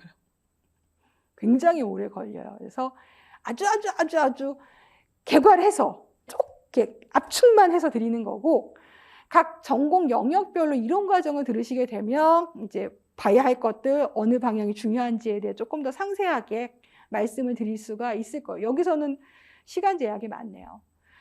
자, 일단 그 30% 정도 점수가 나오는 교과교육학 쪽 보시게 되면 국가교육과정, 아까 말씀드렸죠? 개정됩니다. 개정 거 보실 거니까 뭐 과거의 교육과정은 크게 신경 쓰진 않으셔도 돼요. 그 다음에 이 30%면 아까 24점 정도 나온다 그랬죠? 24점이면 4점짜리만 하더라도 이제 6개. 문항수가 많죠. 6개만 나오는 게 아니라 이제 2점짜리까지 들어가게 되면은 6개에서 한 8개? 정말 많을 때는 그렇게도 나올 수가 있어요. 그래서 꽤 많은 문항수를 갖고 있는 녀석이에요. 그 중에서 지금 있는 가운데 있는 수업 모형. 수업 모형이 한 2-3문제 정도 나오죠. 그리고 평가가 한 문제 정도 나오고, 교과 철학이라고 하는 실천적 문제 중심이라든가 이런 것들은 나올 때도 있고 안 나올 때도 있는데, 이 분야가 나오면은 변별이 심해져요. 그러니까 작년이, 그러니까 23년 선발 문제가 기입이 많아서 제가 쉬웠어요라고 하는데 교과 교육론은 안 쉬웠어요. 그래서 이게 다 쉽다고 말하기가 어려운 그런 부분들이 있는 거죠. 그래서 전체의 경향 말고 영역별 경향도 좀 중요한 면이 있어요. 그래서 이렇게 있다 보니까 이 내용 중에 교과 철학을 빼고는 교수 설계, 수업 모형, 평가 모두 교육학에 있죠. 그래서 교육학에서도 나오고 우리 전공도 나와요. 네. 그래서 공통분모가 많기 때문에 이제 시너지를 좀 발휘할 수 있는 부분이니까 둘 다 열심히 해주시면 좋아요. 자, 그 다음 내용학 중에서는 의파트가 이제 피복 재료, 그 다음 피복의 관리, 세탁이라든가 뭐 유행이라든가 이런 것 포함되는 것들, 그 다음에 서양 의복 구성, 한국 의복 구성, 이렇게 2가지가 있죠. 뭐 당연히 피복 재료는 화학적인 면들도 있고 생리학적인 면이 있어서 당연히 이제 그런 부분에 대한 공부가 좀 많이 필요하시고요. 거의 고정적으로 나오는 게 여기 아까 봤던 서양 의복하고 한복. 여기 거의 한 문항씩 나와요. 배점은 뭐 2점짜리로 나올 때도 있고 4점짜리 나올 때도 있는데, 서양 의복 구서는 거의 100% 패턴이에요. 작년 문제에 보정이 안 나온 게 얼마나 다행인지 몰라요. 그래서 패턴이 나오는데 예전에는 길이면 길만 나오고 뭐 소매면 소매만 나왔는데 작년 문제는 길에다가 컬러에다가 이렇게 이제 복합적으로 내용이 나오기 시작했어요. 그러니까 패턴들을 여러 개 섞은 형태들이 나오기 시작한다는 거죠. 이러면은 좀 어려워지긴 해요. 보정하고 또 다른 면이긴 하거든요. 근데 이거는 실제 해보시는 게 제일 좋아요. 그래서 제가 이제 가이드북에도 아직 그 졸업생이 아니시면 반드시 의복 구성 수업은 들어라. 듣는 것만큼 효과가 없어요. 이거 실제 안 해보면은 머리로 될 수 있는 게 아니에요. 저희가 의복 구성 관련된 걸 동영상을 통해서 이제 실습들을 하실 수 있는 기회를 드리긴 하는데 한계가 많아요. 학부에서 한 학기 혹은 뭐 2학기 이렇게 이제 진행하는 거하고 학원에서 그 한 달에 그 얼마 안 되는 시간 동안 하는 거는 질적인 차이가 너무 크죠. 그래서 지금 들으시는 분이 아직 졸업 안 하셨으면은 필수. 저는 모든 영역 중에 학부 과정에서 꼭 들어야 한다 그러면 저는 1순위는 패턴이에요. 서양의복 구성 꼭 하시기를 이제 권해드려요. 그 다음에 한복은 과거 문제는 바느질이 있었는데 최근 4, 5년 문제는 바느질 없이 그냥 명칭을 중심으로 하고 있어서 이건 복식세를 조금 자세히 보시면은 효과를 좀 볼 수가 있겠죠. 그런 경향이 좀 있어요. 그 다음에 식파트 같은 경우에는 영양학, 조리학, 관리학. 근데 이 두 가지가 거의 90%의 문제를 출제를 하고 있는데 제가 근데 이제 23년도가 조리 쪽에서 문제가 제대로 안 나왔다 말씀드렸잖아요. 그래서 굉장히 큰 영역인데 출제가 안 돼서 식파트는 변별이 조금 떨어지긴 해요. 아까 교육은 좀 크지만요. 근데 이 두 부분이 굉장히 어려워요. 어려워. 영양학 쪽 파트는 어려울 때는 영양교사 문제만큼 어렵게 나오고 조리 파트가 문제가 어려우면은 이제 식품 가공이라든가 뭐 조리교사 정도까지도 어렵게 나와요. 그러니까 난이도가 굉장히 깊어요. 근데 이제 여기서 변별이 많이 나기 때문에 선생님들은 영양학하고 조리 쪽에 시간을 굉장히 많이 투자하셔서 진짜 영양교사나 조리교사나 식품가공교사를 선발하는 문제 수준까지 공부하신 분들이 꽤 있어요. 네. 여기서 변별이 많이 나긴 하거든요. 그래서 작년 경향, 그러니까 23년도 출제 경향이 조리가 좀 쉽게 나왔다 그래서 그게 지속이 될 거라는 건 지금은 장담을 할 수는 없어요. 그래서 꽤 깊게까지 공부하시길 권해드리고, 그래서 반복이 많이 필요해요. 여러 책을 보는 게 아니라 내가 봐야 할 책을 정해서 얘를 무수히 반복을 하셔야 돼요. 그렇지 않고서는 기본 그 개념이라든가 그 원리 같은 것들을 제대로 쓰기 힘들어요. 그래서 정말 달달달 외우시는 분들이 많고요. 그러다 보니까 이제 고등학교 생물이나 화학 같은 게 필요한 이유가 대학에서 쓰는 영양학이나 조리학은 화학이나 생물의 기본을 전제를 깔고 이미 전공서가 기술이 되어 있어요. 그래서 내가 열심히 보려고 해도 전공서가 무슨 말인지 알 수가 없다는 거예요. 그래서 이제 학원 교재든 전공서든 읽었는데 모르겠어요. 그러면 또 읽는 게 아니라 고등학교 화학이나 생물을 조금 보시는 게 맞아요. 그 베이스를 갖고 그 다음에 읽으면 역시 안 읽혀요. 근데 또 보고 시도를 몇 번 해보시면 퇴짜를 많이 맞으실 거예요. 생각보다. 내가 이것도 모르나 막 그러실 수 있는데 그런 영역이에요. 언제나 어렵다고 하시는 부분이거든요. 근데 시도를 해야죠. 여기서 문제가 또 난이도 있는 문제가 나오니까요. 그래서 그런 파트라고 말씀을 드릴게요. 그 다음에 주 영역은 제가 이제 한숨 쉬는 게 저희가 이 파트가 딱 볼 전공서가 좀 없어요. 그러니까 전공서가 좀 고정이 되어 있으면 그러니까 식이나 은은 어떤 전공서를 보든 간에 전공서별로 내용이 거의 고정적이에요. 그러니까 저자가 달라도 들어가야 할 개념 원리는 유사해요. 근데 주거학, 뒤에 보실 가족학은 안 그래요. 똑같이 주거학인데 저자별로 안에 들어간 챕터 내용이 다르고 가족관계학인데 또 챕터가 다 달라요. 그래서 이 책을 보시면 전체적으로 아우를 수 있어요 라는 전공서가 사실은 거의 없어요. 그래서 의외의 문제들이 나올 수 있는 그런 부분들이 있다는 거죠. 그래서 보통 저희가 근 10년간 제일 많이 보는 거는 넓게 보는 주거학이라는 책을 보고 4대에서 일단 기본적으로 많이 쓰시는데 실제 출제에 들어가시는 분은 이거보다 훨씬 더 다양한 영역에서 들어가시기 때문에 저 책으로 만능은 안 돼요. 뭐 지금 영역도 보시면 환경심리, 유형, 디자인, 실내환경 또 주거 관련된 복지와 관련된 이런 사회학 이런 게 들어가 있어서 이걸 하나에 다루고 있는 전공서가 있지는 않아요. 근데 그래도 한 70%는 넓게 보는 주거학이라는 데서 건드리기는 해요. 예, 그래서 이제 선생님들이 난 좀 이거를 좀 교과서 내용이 워낙에 적다 보니까 이걸 전체를 아우르고 있는 전공서가 하나 읽어야 하는 전공서가 있으면 읽겠습니다라고 하면 보통은 얘를 많이 권해드리는데 충분하진 않아요. 충분하진 않아요. 그리고 아까 이제 23년도 문제 말씀드렸듯이 주거 유형에서 그렇게 한옥이 나오고 있으니 그렇게 한옥이 나오고 있는데 그럼 한옥책을 하나 권해주세요 그러면 아쉽게도 없어요. 네. 이게 한옥의 건축적인 요소도 있고 환경적인 요소도 있고 뭐 이제 과거에 있던 여러 가지 유형도 있고 지리적인 측면하고 사회학적인 측면 다 있거든요. 이걸 아우르는 한옥책이 없어요. 그래서 저는 한옥책을 한 권 보시기보다는 그냥 교과서를 팔아라고 말씀드리거든요. 거의 교과서를 기반한 건데 조금 플러스 알파가 되는 게 많이 나와요. 그래서 교과서에 나온 용어인데 이걸 조금 더 이제 뭐 검색을 하거나 전공서에서 좀 더 깊게 읽으시면 그게 확장이 되는 경우가 많거든요. 그래서 좋은 한옥책은 사실은 없다. 대신에 하시고 싶으시면 교과서를 가능하면 전권을 한옥 파트는 정리해달라. 그러시면은 이제 뭐 저 작년처럼 뭐 머름, 뭐 백토 이런 거 나온 부분을 조금 체크를 하고 가실 수 있는 그런 부분들이 좀 있어요. 특이하긴 하죠. 그 다음에 이제 가족 파트 같은 경우에는 인간 발달은 선생님들 교육학 할 때 보면은 발달 심리학이 있거든요. 얘하고 굉장히 많이 겹쳐요. 그래서 이것도 교육학 하실 때 도움을 좀 받으시면 좋고 이게 발달 이론이다 보니까 거의 변화가 없거든요. 그래서 그거 그대로 가져다 쓰시면 돼요. 그 다음에 가족 관계는 제가 이렇게 돌발 의외라고 드린 이유가 얘도 전공서가 애매해요. 같은 타이틀에 저자별로 들어가 있는 내용이 다 다르다. 그래서 참 뭐 하나 이걸 딱 보시면 좋아요라고 잡아주기 되게 어려워요.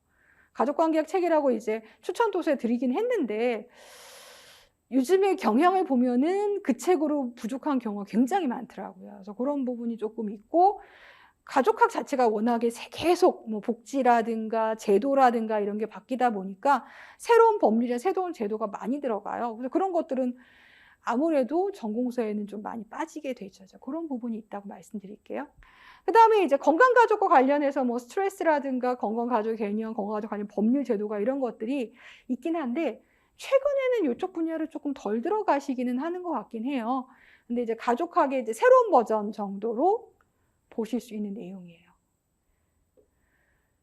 마지막에 있는 이제 소비 영역 같은 경우는 크게 3개, 소비자, 재무관리, 자원관리 했는데 여기도 한 10점 정도 돼서 한 3문제에서 4문제 정도 나오거든요. 근데 거의 요즘 최근에 소비 파트가 한 2문제 정도? 최소?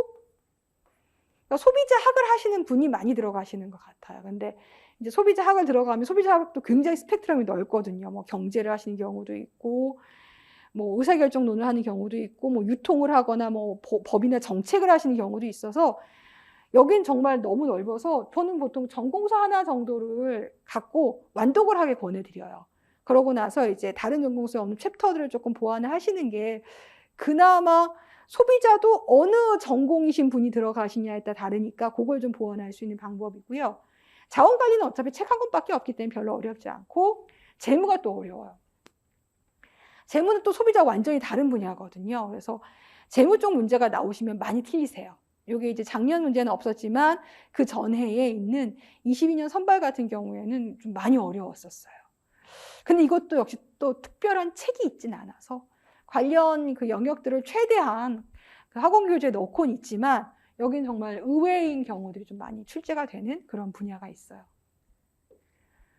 자, 이렇게 해서 이제 영역별로 한번 봤어요. 영역별로 한번 쭉 어떤 영역에 뭐가 있고 뭘 보셔야 하고 이런 것들을 개괄적으로 말씀을 드렸고 이론 과정을 실제 수업 진행할 때 조금 더 상세하게 말씀을 드릴게요. 자, 그러면 11월 25일, 뭐 26일 그때 시험 보기 전까지 그 1년 동안은 1차는 어떻게 봐야 되나요? 그 다음에 1차 보고 나서 한 달 반 동안 2차는 어떻게 봐야 하나요? 당연히 2차에 대한 안내가 적을 수밖에 없어요. 지금 말씀드려봤자 감이 안 와요. 이거는 나중에 이제 학원에서 한 2차 특강 때 한번 또 말씀드리도록 할 텐데, 일단 1차는 책은 보셔야 돼요. 지금부터 학원 교재로 올인하지 마세요. 제가 모의고사 한 11월쯤 되면, 시험 보는 달쯤 되면 이제 11월 혹은 10월에 저를 찾아오시는 분들이 계세요. 시간은 없는데 뭘 봐야 되나요? 그러면 제가 이제 혹시 뭐 전공서 정리해 놓은, 보통 서브노트라고 하거든요. 서브노트 정리해 놓은 거 있으세요? 그거 보세요. 없어요. 해봤는데 읍파트 하나 하는데 석 달 걸렸어요. 그래서 못 하겠더라고요. 저희가 한 달 동안 보잖아요. 근데 전공서를 정리해서 보는 게 석 달이 걸려요. 못 하겠어요. 그럼 때려치우시고 학원 교재 보세요. 이렇게 말씀드려요. 학원 교재는 정말 줄이고 더 줄일 수 없을 만큼 줄여놓은 거예요. 그럼 학원 교재만 보고 붙을 리는 없죠. 왜냐면 출제하시는 분들은 전공서 들고 가는데. 그 전공서 기출 중에 줄여서 만든 게 학원 교재거든요. 정말 엑기스만 모은 거거든요. 그래서 문제가 좀 평이하거나 기출이 많이 나올 경우에는 정말 학원 교재만 달달달 외우셔도 붙어요. 네. 그래서 저도 배요. 소수이시거나 이러신 분들 배긴 하는데, 그거는 사실은 그 해 경향 혹은 뭐 이제 인원수에 따라 다 좌우되는 거니까 그런 변수를 지금 만드시면 안 돼요. 지금은 최대치. 그러니까 봐야 할 것들은 지금은 보실 수 있잖아요. 지금이 10월이 아니잖아요. 아직 10개월이 지나기 전이잖아요. 10개월 전으로 돌아갈래 뭐 이런 건 아니더라도 전이니까 하실 수 있거든요. 책을 보시고 지금 내가 어디에 있는지, 그래서 어느 책을 얼마큼 볼지, 아니면 책 건너뛰고 다른 걸 할지는 나의 상태를 확인하셔야 되고요. 그 다음 제가 앞에 경향 봤듯이 기출문제가 계속 나와요. 그러니까 그걸 안 본다는 거는 배짱인 거죠. 뻔히 주는 문제인데 안 보고 가는 거잖아요. 그래서 기출을 확인하는 방법, 그 다음에 합격 수기를 활용하는 방법, 그리고 다 봤지만 나한테 안 맞을 수 있어요. 나의 학습 경향을 보는 방법 정도 안내를 드릴 텐데 길게 말씀드릴 건 아니에요. 필독서들은 이런 거 제가 하나 이렇게 쫙 정리해 드렸죠. 그럼 얘는 다 보란 얘기냐? 아니에요. 저는 그 대학에서 전공서들을 보셨으면 걔를 볼 건 많이, 그 전공서들을 보는 건 많이 권해드려요.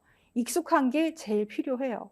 근데 그 봤던 책들이 너무 출간 연도가 뭐 1900 몇 년대 막 이러거나 2000년도 너무 초반이거나 그러면 그 사이에 이제 저자들도 바뀌고 했을 수 있으니까 좀 최근의 책들로 바꾸라고 권해드리지, 그렇지 않으면은 학부 때 보셨던 책을 최대한 활용하시는 게 좋고, 제가 이제 29페이지부터 들여있는 필독서들은 많이 보시는, 그러니까 합격하신 선생님들이 내가 그래도 봤던 책들은 이런 것들이에요. 이게 좀 도움이 됐어요. 라고 검증이 된 거라고 보시면 돼요.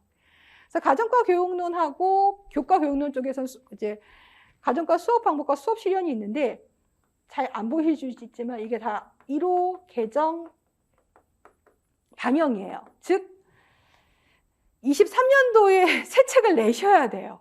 근데 언제 내시진 잘 모르겠어요.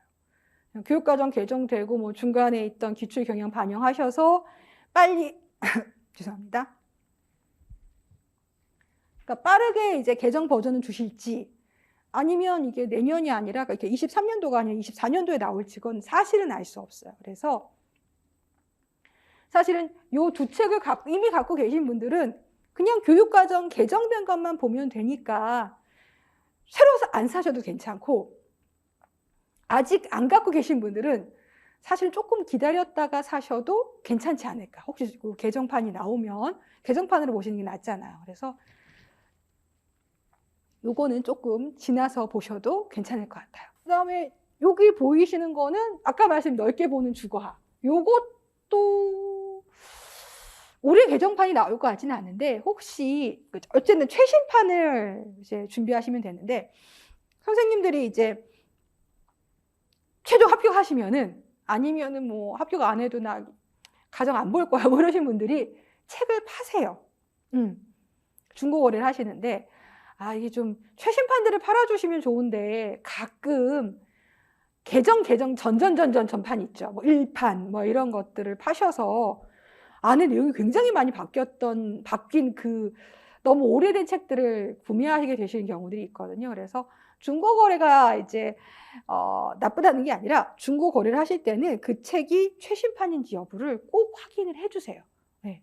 그래야지 이걸 사고 또 다른 또 책을 사서 또 거기다 표시해가면서 공부하는 건 너무 어렵잖아요. 그래서 그것만 주의해 주시면 돼요. 인간 발달 쪽은 뭐 아동 발달의 이해 이것 조금 많이 보시는 편이고요.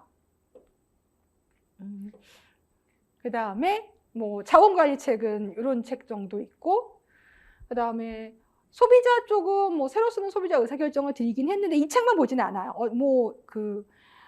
가계경제학을 보시는 분도 있고 다양한 방법들이 있으니까 그 내용은 제가 그 추천 도서에 드린 목록 중에 내가 이미 갖고 있는 책이 있으면 그걸로 시작하시면 돼요. 근데 그게 이제 없으시면은 도서관에 가시면 책들 다 있거든요. 그래서 그거 한번 비교해 보시고 책 하나를 피크를 하시면 괜찮으세요. 자, 그 다음에 이제 시기별 아까 전략하면서 필독서들 아까 몇 개 말씀드렸죠. 그럼 이 필독서라고 하는 이거 어떻게 보나요? 라고 할 텐데 저한테 질문 진짜 많이 주신 것 중에 하나긴 해요.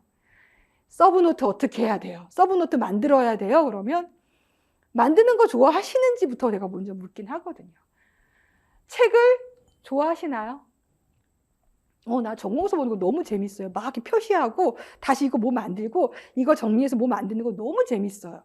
그걸 하면 공부했다는 느낌이 들어요. 이런 분들이시면 일단 제가 필독서라고 하는 책은 당연히 자주 많이 보셔야 되고 그게 어느 정도 쌓이면 플러스 알파 책들을 보실 수가 있어요.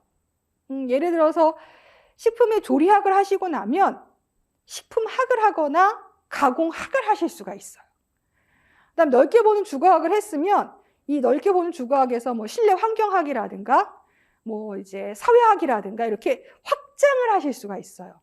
근데 나는 넓게 보는 주거학을 안 본 상태에서 뭐 주거 환경학을 하거나 이런 것들은 조금 전후가 바뀐 거죠. 네. 그래서 첫 번째로 필수적으로 봐야 할 것들을 보시고 나면 그 다음에 이제 플러스 알파 책들을 보시고 그리고 이렇게 압축이라고 말씀드린 게 보통은 서브노트예요. 이분들 진짜 꼼꼼하신 분이에요. 다 타이핑하고 필요한 그림이나 도표 있으면 다 스캔 해서 올리시고 제가 보면은 이거는 책 한 권을 새로 만든 건데 라고 할 정도로 엄청 꼼꼼하게 하시거든요. 그럼 이렇게 하는 건 일단 좋아해야 되고 좋아한 거를 오래 할 수 있으니까 시간이 엄청 걸려요. 그래서 앞에도 말씀드렸지만 저희가 의는 한 달 동안 나가는데 의 서브노트가 석 달이 걸리는 경우가 있거든요. 나는 그게 좋고 그거 할 시간이 돼. 일단 학부생이거나 뭐 지금 기간제를 하시거나 직장인이시거나 일단 애 키우시는 엄마들은 아빠도 있을 수 있지만 못해요. 못하는 방식이에요. 그래서 3번을 혹은 서브노트를 꼭 만들란 말씀을 저는 절대 안 드려요. 나중에 합격 수기를 보시면 그 1년차, 그러니까 첫 번째 시험 볼 때 서브노트를 만드느냐고 9월 달까지 이론을 못 끝냈어요. 뭐 이런 분들 계세요. 그래서 그 다음 해에 서브노트를 못 만들다가 뭐는 만들고 뭐는 실패했어요. 이렇게 나오거든요. 그래서 사실은 초수에 붙으실 생각이면 서브노트는 선별하시는 게 좋아요. 그러니까 너무 좋고 너무 잘해서 이것만 조금 보완하면 만들 수 있는 서브노트는 만들지만 그렇지 않은 거는 저는 안 하시는 방법이 더 맞으실 수도 있어요. 근데 굉장히 마지막에 한 9월 달 그때 모의고사 볼 때는 서브노트만 쭉쭉 보면 되니까 정리하는 시간이 정말 많이 줄어들긴 하거든요. 근데 그걸 위해 들어갈 시간이 굉장히 많이 필요해요. 그래서 이거는 좋아하시면 그렇고 난 딱히 또 뭘 봐. 그거 언제 보고 있어. 이러신 분들이 있죠. 그러면 제가 정말 이건 보세요 라고 하는 책만 볼 것. 옆으로 늘리지 말 것. 그리고 학원교재하고 전공서를 섞을 것. 이거 어떻게 섞어요? 그러면 선택을 하시면 돼요. 저는 보통은 학원교재에다가 학원교재에 없는 전공서 내용이라든가 혹은 전공서에 이런 내용이나 그림은 좋은데 이거 옮겨요. 이 작업을 보통 많이 권해드려요. 왜냐면 이 학원교재가 이미 이제 압축본이니까. 근데 어떤 분은 내가 좋아하는 전공서에다가 이제 학원에서 있던 내용들을 옮겨 적으시는 경우도 있어요. 어떤 거든 상관없어요. 그러니까 뭐 서브노트 혹은 단권화라고 하는 방법인데 서브노트로 단권을 하려면 다 이제 두세 권을 다 융합을 해야 되지만 이제 학원 교재나 혹은 특정 전공서의 하나에다가 단권을 하시게 되면 옮겨 적기만 하면 돼요. 훨씬 시간이 적게 걸리고 이미 만들어진 걸 내가 활용하는 거니까 피로도가 적긴 하죠. 대신에 이제 여러 내용들을 주변을 두루볼 수 있는 방법은 아니긴 해요. 근데 어쨌든 싫어하는 책을 어떻게 어거지로 봐요. 이렇게 하실 수 있고요. 그 다음에 학원 교재가 어마어마한 압축본이지만 더 압축하실 수 있어요. 그러니까 키워드만 딱 봐도 뒤에 내용이 줄줄줄 나오는 순간이 있거든요. 그럼 압축을 하시는데 필요하다고 생각하는 부분만 압축을 해주시면 돼요. 그 전공서 너무 많고 그 다음에 학원 교재 여기 너무 기니까 요거를 한 10페이지 있는 걸 한 2페이지로 압축하시는 그런 경우들도 있거든요. 요거는 이제 나중에 진짜 모의고사 보시고 할 때 자료로 필요하셔서 하시는 거라서 필요한 부분만 압축을 하시면 돼요. 그래서 어떤 게 맞는지. 이게 난 무조건 책파야, 난 무조건 교재파야 이렇게 나뉘지 않고 어떤 분은 식파트는 자기가 이제 그 서브노트를 만드시고 주거는 학원 교재를 쓰고 이렇게 섞어서 쓰는 것도 있으니까 선생님들의 성향이나 시간이 여러 가지 그 여건을 맞춰서 선택을 하세요. 선택권은 있으세요. 그 다음에 이제 출발점. 준비 상태를 확인해 달라. 어느 분은 봤더니 영양학 중에서 고급 영양학 책을 보내요. 막 저희 이제 식할 때 한 3월 달에 왔는데 학원 교재도 있지만 스터디를 한다라고 봤더니 그냥 기초 영양학이 아니라 고급 영양학을 가져왔어. 그러면 나도 저거 봐야 되는가? 라고 생각하실 수 있지만 나는 영양소에 있는 화학기호도 뭔지 모르겠고 저기 안에서 세포벽이 어쩌고저쩌고 하는 말도 전혀 모르겠는데 고급 영양학은 더 모르죠.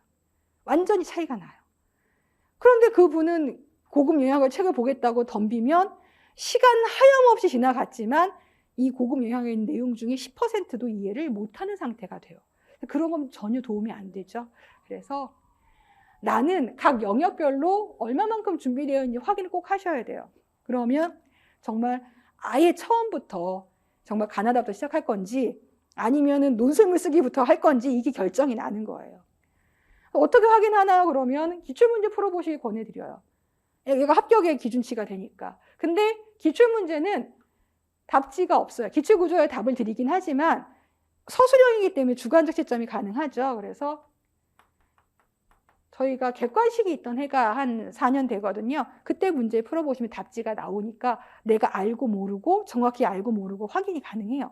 많이 권해드리는 거고 그 다음에 교과서. 교과서는 좀 빠르게 볼 거긴 한데 교과서 내용을 모르면 선생님들이 가르치시는 게 말이 안 되잖아요. 예, 중학교 교과서도 내가 이해를 못하는데 어떻게 그걸 가르쳐요? 교과서 내용을 내가 모른다 그러면 그 분야는 정말 아예 초짜인 거죠.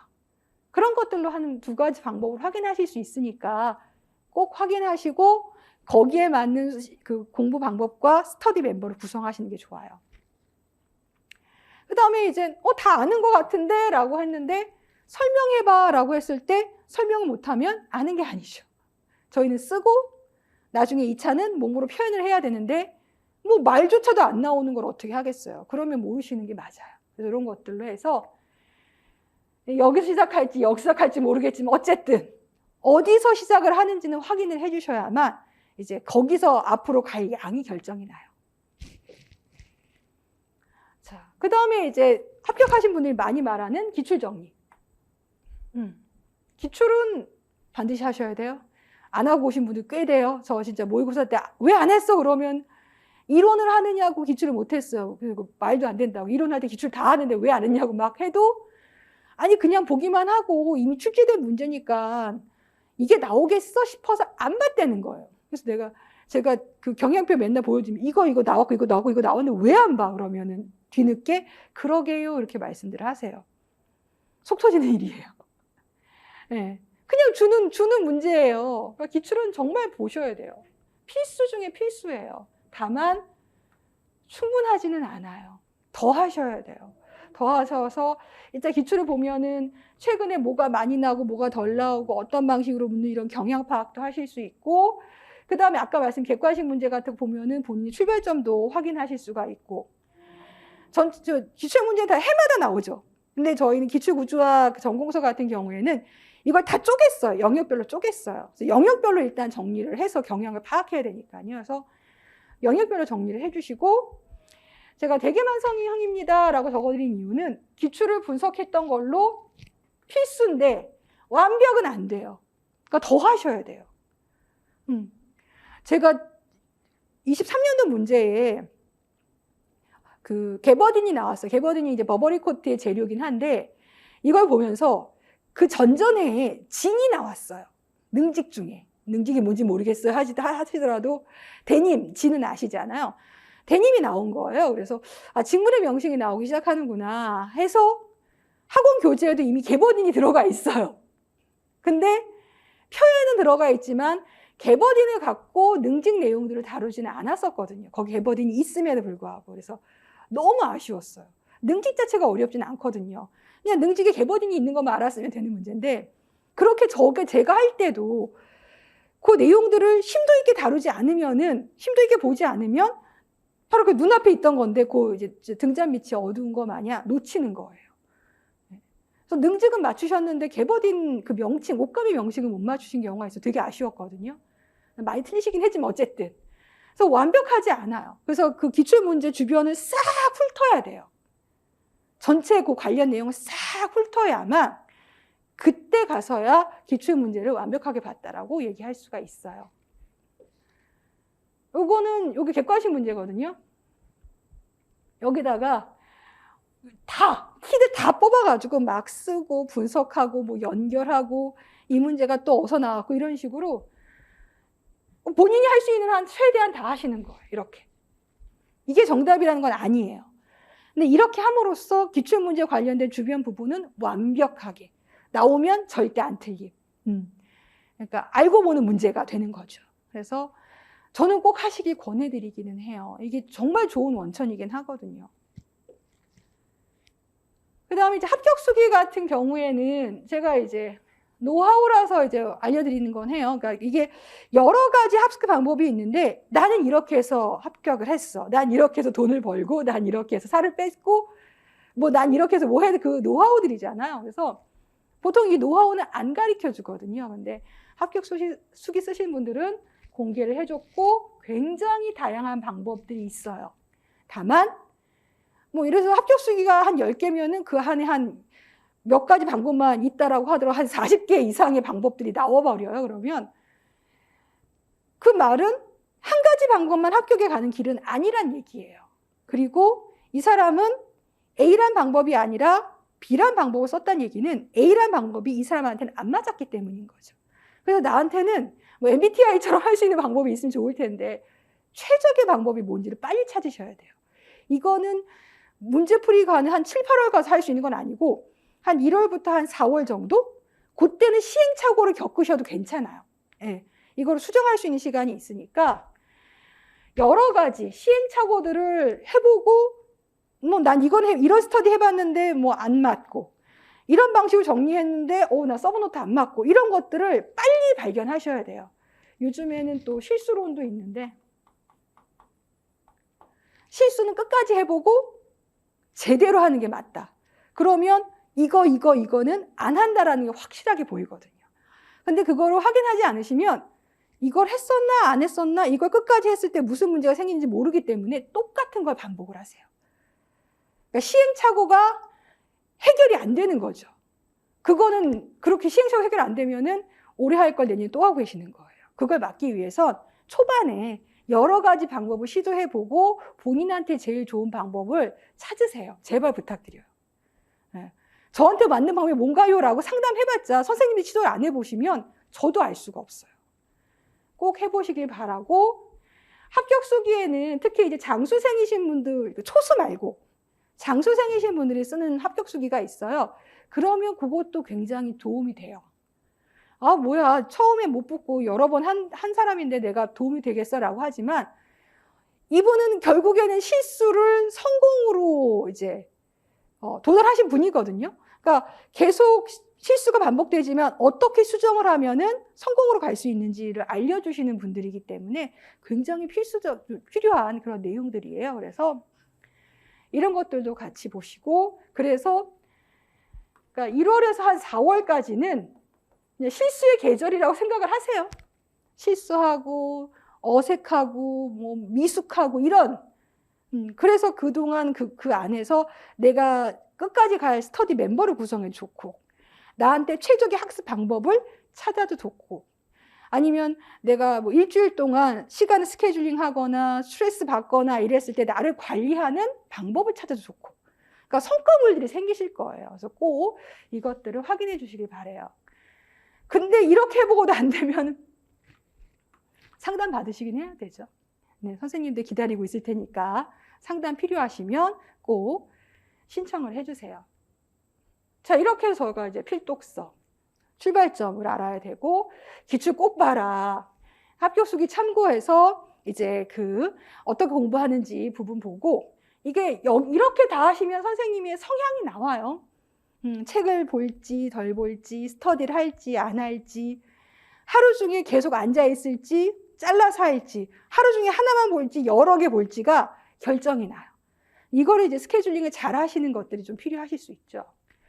그럼 지금은 딱히 필요하지 않은 이제 2차 학습 전략은, 저는 이제 지금 저희 선생님들이 하고 계시는 건데, 교과서 정리하고 면접이든지 실연이든지 몸으로 많이 연습해 보시고, 그 다음에 각 지역별로 실연과 면접이 약간 방향이 달라요. 그래서 다양한 정보를 수집하고, 혹시 이제 초수는 권해드리지 않고 여러 번 시험을 봤는데 1차에서 떨어지시면 사실은 1차가 붙을 때까지 올인하시는 게 맞긴 한데 계속 보면 너무 힘드시잖아요. 그러면 잠깐 6개월 한시적으로 한 학기 정도 이제 기간제를 해보시는 게 2차에는 도움이 돼요. 그 말씀을 이제 드리는 거예요.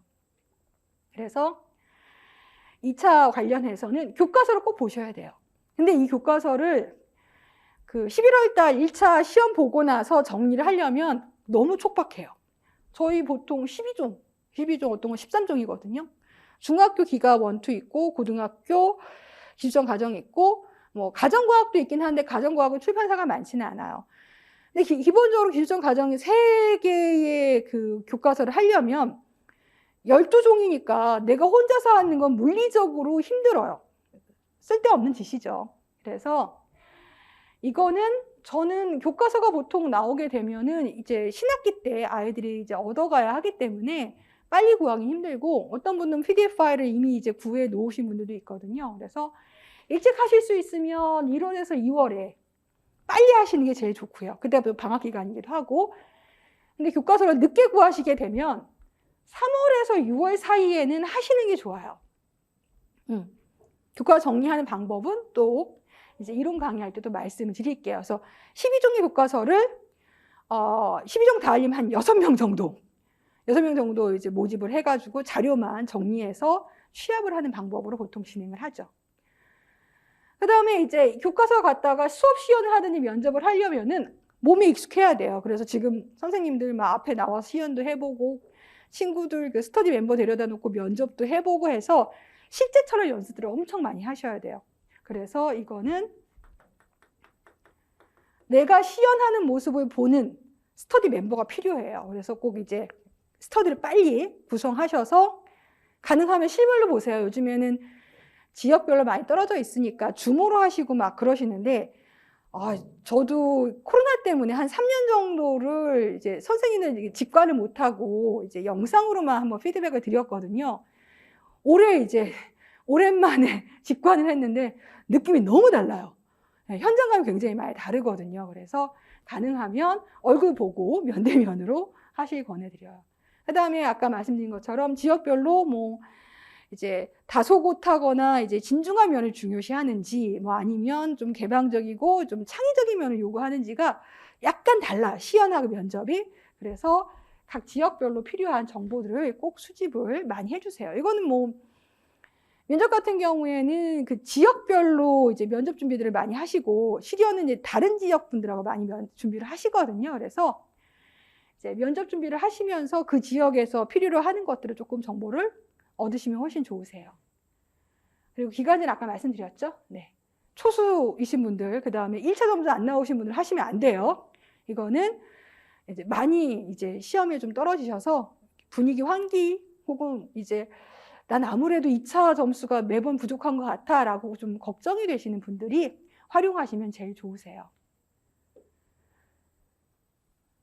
그 다음에 아까 저희 그 해당하는 전공서 볼 때 이거 페이지 같이 말씀드렸죠. 그래서 해당하는 페이지에 있는 그 전공서들을 한번 확인해 보시면 되고, 그거 외에 일단 교과서 같은 경우에는 PDF 파일을 구하실 수 있으면 그게 좀 편하긴 하세요. 그걸로 하셔도 괜찮고, 교과서를 사겠다라고 하면은 한국검정교과서협회가 있어요. 거기서 이제 전종을 구매를 하실 수 있긴 한데, 이제 요거는 이제 말 그대로 3월에 학교에 다 배포하고 나서 나중에 구매를 할 수가 있어서 조금 시간이 걸리세요. 지금은 이게 이제 오탈자 뭐 이런 것도 수정하다 보니까 많이 없을 수도 있으세요. 그 다음에 제가 드렸던 그 해당하는 책 말고 나는 전공서를 조금 더 보고 싶어요 라고 했을 때 각 대학에서 전공서 목록을 공개하는 게 아니죠. 왜냐면 강사진이 어떻게 구성될지 모르니까 뭐 4년 동안에 커리큘럼은 나와 있지만 해당 전공서가 나와 있는 건 아니에요. 근데 그 커리큘럼도 나오고 전공서도 나오는 게 바로 방송통신대학교 여기에요. 그래서 거기서 이제 그 사용을 하는 그 교재들이 그나마 조금 최신의 교재들이라고 보실 수 있거든요. 그래서 나는 식파트를 뭐 조금 더 보고 싶은데 어떻게 확장을 할까 싶으시면 여기 들어가셔서 관련 전공서들을 좀 보신다거나, 나는 뭐 소비 파트 조금 더 보고 싶다 할 때 역시 여기 들어가셔서 검색을 하시면 보실 만한 책들은 괜찮은 게 있어요. 근데 이거는 이제 꼭 고정적으로 보셔야 하는 필수적인 필독서들은 아니니까 책을 좋아하시는데 좀 관련 책을 좀 보고 싶을 때 참고할 수 있는 방법이라고 말씀을 드릴게요. 자, 그럼 이제 마지막. 그럼 저는 왜 여기 있는가? 뭐 이런 얘기가 되겠죠. 그럼 제가 해드릴 수 있는 거는 간단하게 말씀을 드리면, 제가 구성하는 강좌는 사실은 1년 초수분들이 1년 동안 따라왔을 때 합격할 수 있는 일종의 최적화되어 있는 그런 과정이에요. 그래서 물론 이제 선생님들마다 출발점이 다 다르다 보니까 미리 준비하실 거하고 중간에 노력하실 것들을 다 필요로 하긴 하지만, 그 1년이란 시스템 그 기간 안 동안에 이제 합격하실 수 있는 체계화된 구성이라고 말씀을 드릴게요. 근데 1년 동안 모두 다 하실 수도 있고 몇 가지만 집중적으로 하실 수도 있겠죠. 그래서 그 코스는 선생님들이 선택하실 수 있도록 되어 있고요. 그 다음에 이론을 구조하는 과정을 제가 좀 잘하긴 해요. 오래 하기도 했지만 여기저기 굉장히 많은 전공서들을 갖다가 어떻게 연결을 하고 이 연결된 고리를 또 다른 또 문제로 어떻게 구성을 하는지 부분이 중요하거든요. 그거는 오래 공부를 하신 분들이 많이 가능하고 스터디 내에서는 좀 어려우실 수는 있어요. 그래서 그거에 그런 샘플이라든가 그런 가이드를 좀 도와드릴 수 있고요. 그 다음에 이제 모의고사나 이런 데 되시면 아까 말씀드린 것처럼 이 답으로 이 점수를 얻을 수 있나요? 라고 하면 채점을 받아봐야죠. 주관적으로 채점할 수 있는 건 아니에요.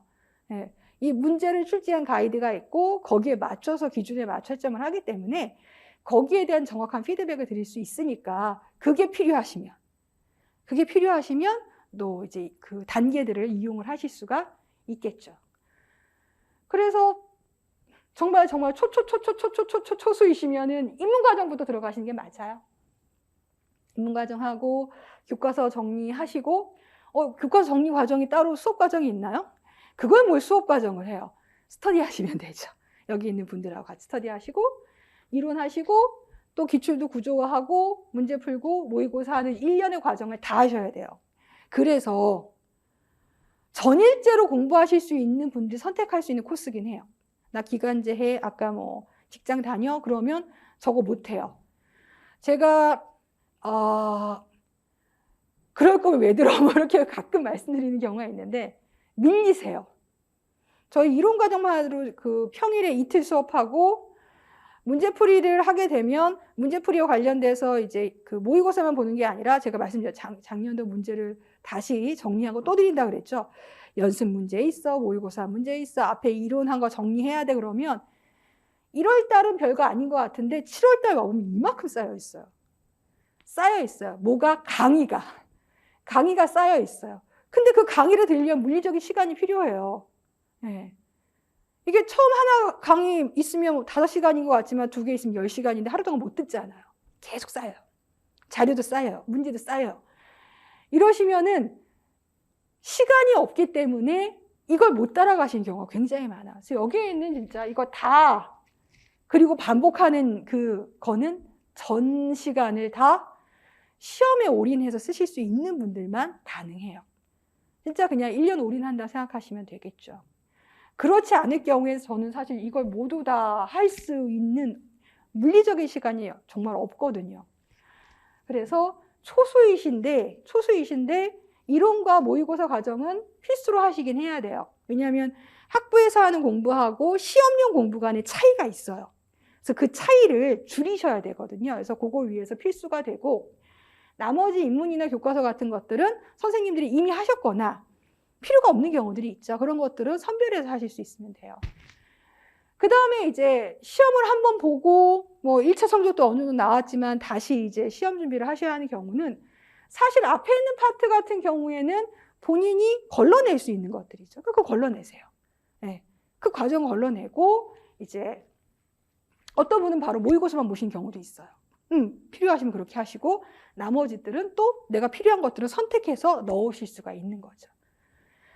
그러니까 세트 상품처럼 요거 구성해서 하실 수도 있고 아니면 풀 코스처럼 다 필요하시면 모든 강좌들을 그때 맞추어서 선택을 해서 들으셔도 괜찮으세요. 그러니까 선생님들의 지금 상태나 물리적인 시간이나 이런 것들을 모두 고민을 하셔서 강좌를 현명하게 선택하길 저는 언제나 말씀드려요. 이거 밀리시면 이게 하지도 않은 건데 계속 그 쌓여있는 그 짐처럼 불안감이 굉장히 커질 때가 있거든요. 도움을 드리려고 하는 강좌인데 도움이 안 되고 부담감이 되면은 네, 이제 열심히 강의한 사람 입장에서도 좀 많이 마음이 아파요. 그래서 하실 수 있는 분량. 그러니까 지금의 각오가 좀 필요하실 수도 있어요. 나 이거 다 할 수 있는지, 내가 할 수 있고, 내가 잘 들을 수 있고, 그 다음에 그 계획대로 잘 진행할 수 있는지 한번 확인해 보셔서 현명한 선택을 하셨으면 좋겠어요. 자, 그 다음에 이제 구조화는 요거는 이제 이론 과정 할 때 드릴 거예요. 이론 과정 할 때 이제 매핑 한번 해 드리거든요. 그래서 요 매핑 하는 거는 그렇게 어렵진 않은데 하고 나면은 뭔가 좀 약간 정돈이 된 기분이 많이 들어요. 그래서 선생님들이 이제 전공서 스터디를 할 때 매핑을 한번 해보셔도 괜찮고 이게 또 물리적인 시간이 걸리니까 그냥 학원 교재 같다고 매핑을 한번 해드리는데 그때 활용을 하셔도 괜찮아요. 그래서 요것들을 이론 과정 할 때 한 번씩 또 확인들을 해드릴 거예요. 요건 제가 채점한 샘플링, 피드백 드리면 여기 4점짜리면 뭐는 맞는데 이거하고 이거는 어디에 해당하는 거야? 그 다음에 이렇게는 뭔가 조금 내용을 더 보강을 해야 될 것 같은데 그래서 상세한 피드백을 못 드려요. 제가 한 회차 때 모의고사 채점을 하면 거의 100명 가까이 하거든요. 제가 다 해요. 물리적인 시간이 너무 오래 걸리기 때문에 물리적, 체력적, 심리적 다 힘들어요. 그래서 인원 제한을 드리고 한번 피드백 드릴 때마다 포인트가 되는 것들만 피드백을 드리거든요. 그래서 그걸 참고하셔서 본인 답지도 수정하시고 뭐 이런 것들은 이제 세모 표시 드리면은 뭐 답안 내용이 부족하다든지 이건 들어가면 안 되는 내용이라든지 이런 것들을 표시해 드려서 적정 답안으로 수정하는 과정들을 이제 거치게 돼요. 이게 이제 모의고사 과정을 진행을 하니까 필요하신 선생님들은 이걸 통해서 아, 내가 이거를 덜 썼구나. 혹은 이제 더 썼구나. 혹은 잘못 썼구나. 이런 것들을 교정하는 작업들을 하실 수가 있으실 거예요. 자, 이렇게 해서 이제 선생님들 여정에 제가 왜 필요한지에 대해서 정말 간략하게만 말씀을 드렸고요. 이제 끝냈죠? 거의 설명이 다 끝났어요. 그럼 이제 뭐 하죠? 그러시면은 궁금한 거 있으면 다시 한번 이렇게 돌려서 확인해 보시고 뭐 출발 좀 확인하라 그랬으니까 그런 거 해주시면 되는데 저는 언제나 지금 제일 많이 말씀드려요. 뭐 얼마큼 하셨어요? 어디까지 준비하셨어요? 전공이 그동안 뭐셨어요? 뭐 교육학은 얼마큼 하셨어요? 언제나 전 지금을 물어요. 지금 이만큼 하셨으면 이거 필요하니까 이렇게 하세요 라는 계획이 세워지거든요. 그래서 선생님들이 나는 지금 뭘 할 수 있고 얼마큼 해놨고 앞으로 쓸 수 있는 자원이 얼마인지를 평가를 꼭 하셔서 좋은 계획을 잡는 그런 원천이기도 하죠. 그 다음에 합격 수기들 좀 보세요. 선생님들이 합격 수기를 생각보다 안 보세요. 부럽기도 하고 부럽기도 하고, 야, 이걸 이만큼이나 해야 붙는 거야? 자, 일단 합격 수기 선생님, 수기를 쓰신 선생님들은 보상 심리가 있어요. 플러스 뻥이 좀 있어요. 내가 그만큼, 이만큼 얼마나 고생했는지를 구구절절히 써야 하기 때문에, 이걸 보시는 분들이 이제 좋은 정보를 얻어가기를 바라는 마음과 한편은 나 이만큼 고생했어 라는 게 들어가 있거든요. 사실 그만큼 고생한 게 맞기는 해요. 근데 그 합격 수기를 이제 읽게 되면은 이 긴 여정이 어떤 식으로 흘러가는지를 약간 시간 순서대로 보실 수가 있거든요. 그래서 여러 개 보지 마시고, 이거 내 맘에 쏙 들어. 뭐 이렇게 글을 쓰셨네? 그러면 그걸 하나 픽을, 뭐 서너 개 픽을 하세요. 교육학도 괜찮고 다 픽을 하셔서 자주 보세요. 응원이에요. 나 이렇게 해서 합격했으니까 여러분도 이렇게 하면 합격하실 거예요. 응원단처럼 쓰시면 좋으세요. 지금 하실 수 있는 거죠. 그 다음에 기대하는 것 말고 할 수 있는 것을 찾아라 라고 말씀을 드리는 게, 앞에도 자, 이 전체 일정을 다 하려면 올인하실 수 있는 분은 가능하고 어떤 경우는 못하십니다 라고 말씀을 드렸죠. 현실적인 부분이에요. 진짜 기간제 하시는 분들은 기간제 하면서 저녁 때 와서 공부할 것 같죠? 아유, 못해요. 그냥 일주일 중에 이제 학교 가는, 근무하는 시간 동안은 근무의 시간을 다 써야 돼요. 그래서 저녁 때 공부, 아이고, 주경야도가 안 돼요. 그래서 그냥 주중은 학교 생활 하시고 그나마 토요일, 일요일 날 주말 정도밖에 시간이 안 나거든요. 그러면 나는 일주일 내내 공부하고 싶지만 못하고 할 수 있는 거는 주말도 뭐 약속 있고 뭐 이러면은 풀로 쓸 수 있는 시간이 이제 딱 나와요. 데이터가 나와요. 그럼 그 데이터에서 어디까지 할 수 있는지를 현실적으로 찾으셔야 돼요. 이거 이제 그 마지막 말씀을 드리면서 이제 말씀을 추가로 하나 드리면, 정말 기간제 하시거나 아기를 키우시거나 다른 직업을 갖고 계신 분들은 합격 수기 쓰신 분들의 대부분이 전일제로 공부를 하시는 분들의 수기예요. 그래서 시간을 거의 주말밖에 못 쓰는 사람의 수기를 찾으시면 좋아요. 정말 근근근근한 시간 부족이죠. 돈 부족이 아니라 시간 부족이 많거든요. 그 시간 부족이었을 때 어떻게 시간 관리를 하고 혹은 본인을 다독이면서 1년의 일정을 보낼 수 있었는지가 나와 있으니까 그걸 꼭 찾아서 보시고요. 제발 6개월 혹은 퇴사하고 뭐 아이를 누구한테 맡기고 나서 공부 시작하지 마시고, 일주일에 그냥 주말에 한 10시간만 볼지라도 1월 달부터 이론 과정 하잖아요. 그걸 따라오세요. 따라오지 않으시면 나중에 시간이 났을 때 왕창 한다 그러면 앞에 했던 시간들이 너무 부담이 돼서 정말 힘들어하세요. 그래서 조금 나가더라도 스텝을 밟아온 것과 이걸 한 번에 이렇게 멀리 뛰기처럼 점핑하는 거는 굉장히 차이가 많이 나요. 그래서 그것들을 본인의 처지를 확인하신 다음에 최대치 시간을 뽑아서 한번 스케줄링을 잘 하시면 좋겠습니다. 제가 이제 끝에가 설명의 끝자락이 되니까 이것저것 많이 말씀을 드리기는 하는데, 하고 싶은 말은 너무 많지만 이걸로 다 구구절절히 말씀을 드릴 수 있는 건 아니고, 또 필요하실 때 또 만남의 기회가 있으면 또 친절하게 말씀을 드리도록 하겠습니다. 선생님들 2024 선발에 큰 도움이 될 수 있겠죠. 네, 도움이 될 수 있길 기대하면서 선생님들의 노력이 사실은 99%가 맞잖아요. 네. 쉬지 않고 조금 뭐 어려움이 있을 때 잠깐 본인을 돌보시는 기회도 필요하긴 하지만 쉼 없이 끝까지 11월, 12월까지 하시면은 이제 합격이라는 좋은 결과가 있을 거라고 기대하겠습니다. 네, 장시간 동안 설명해 드려주셔서 감사합니다. 수고하셨습니다.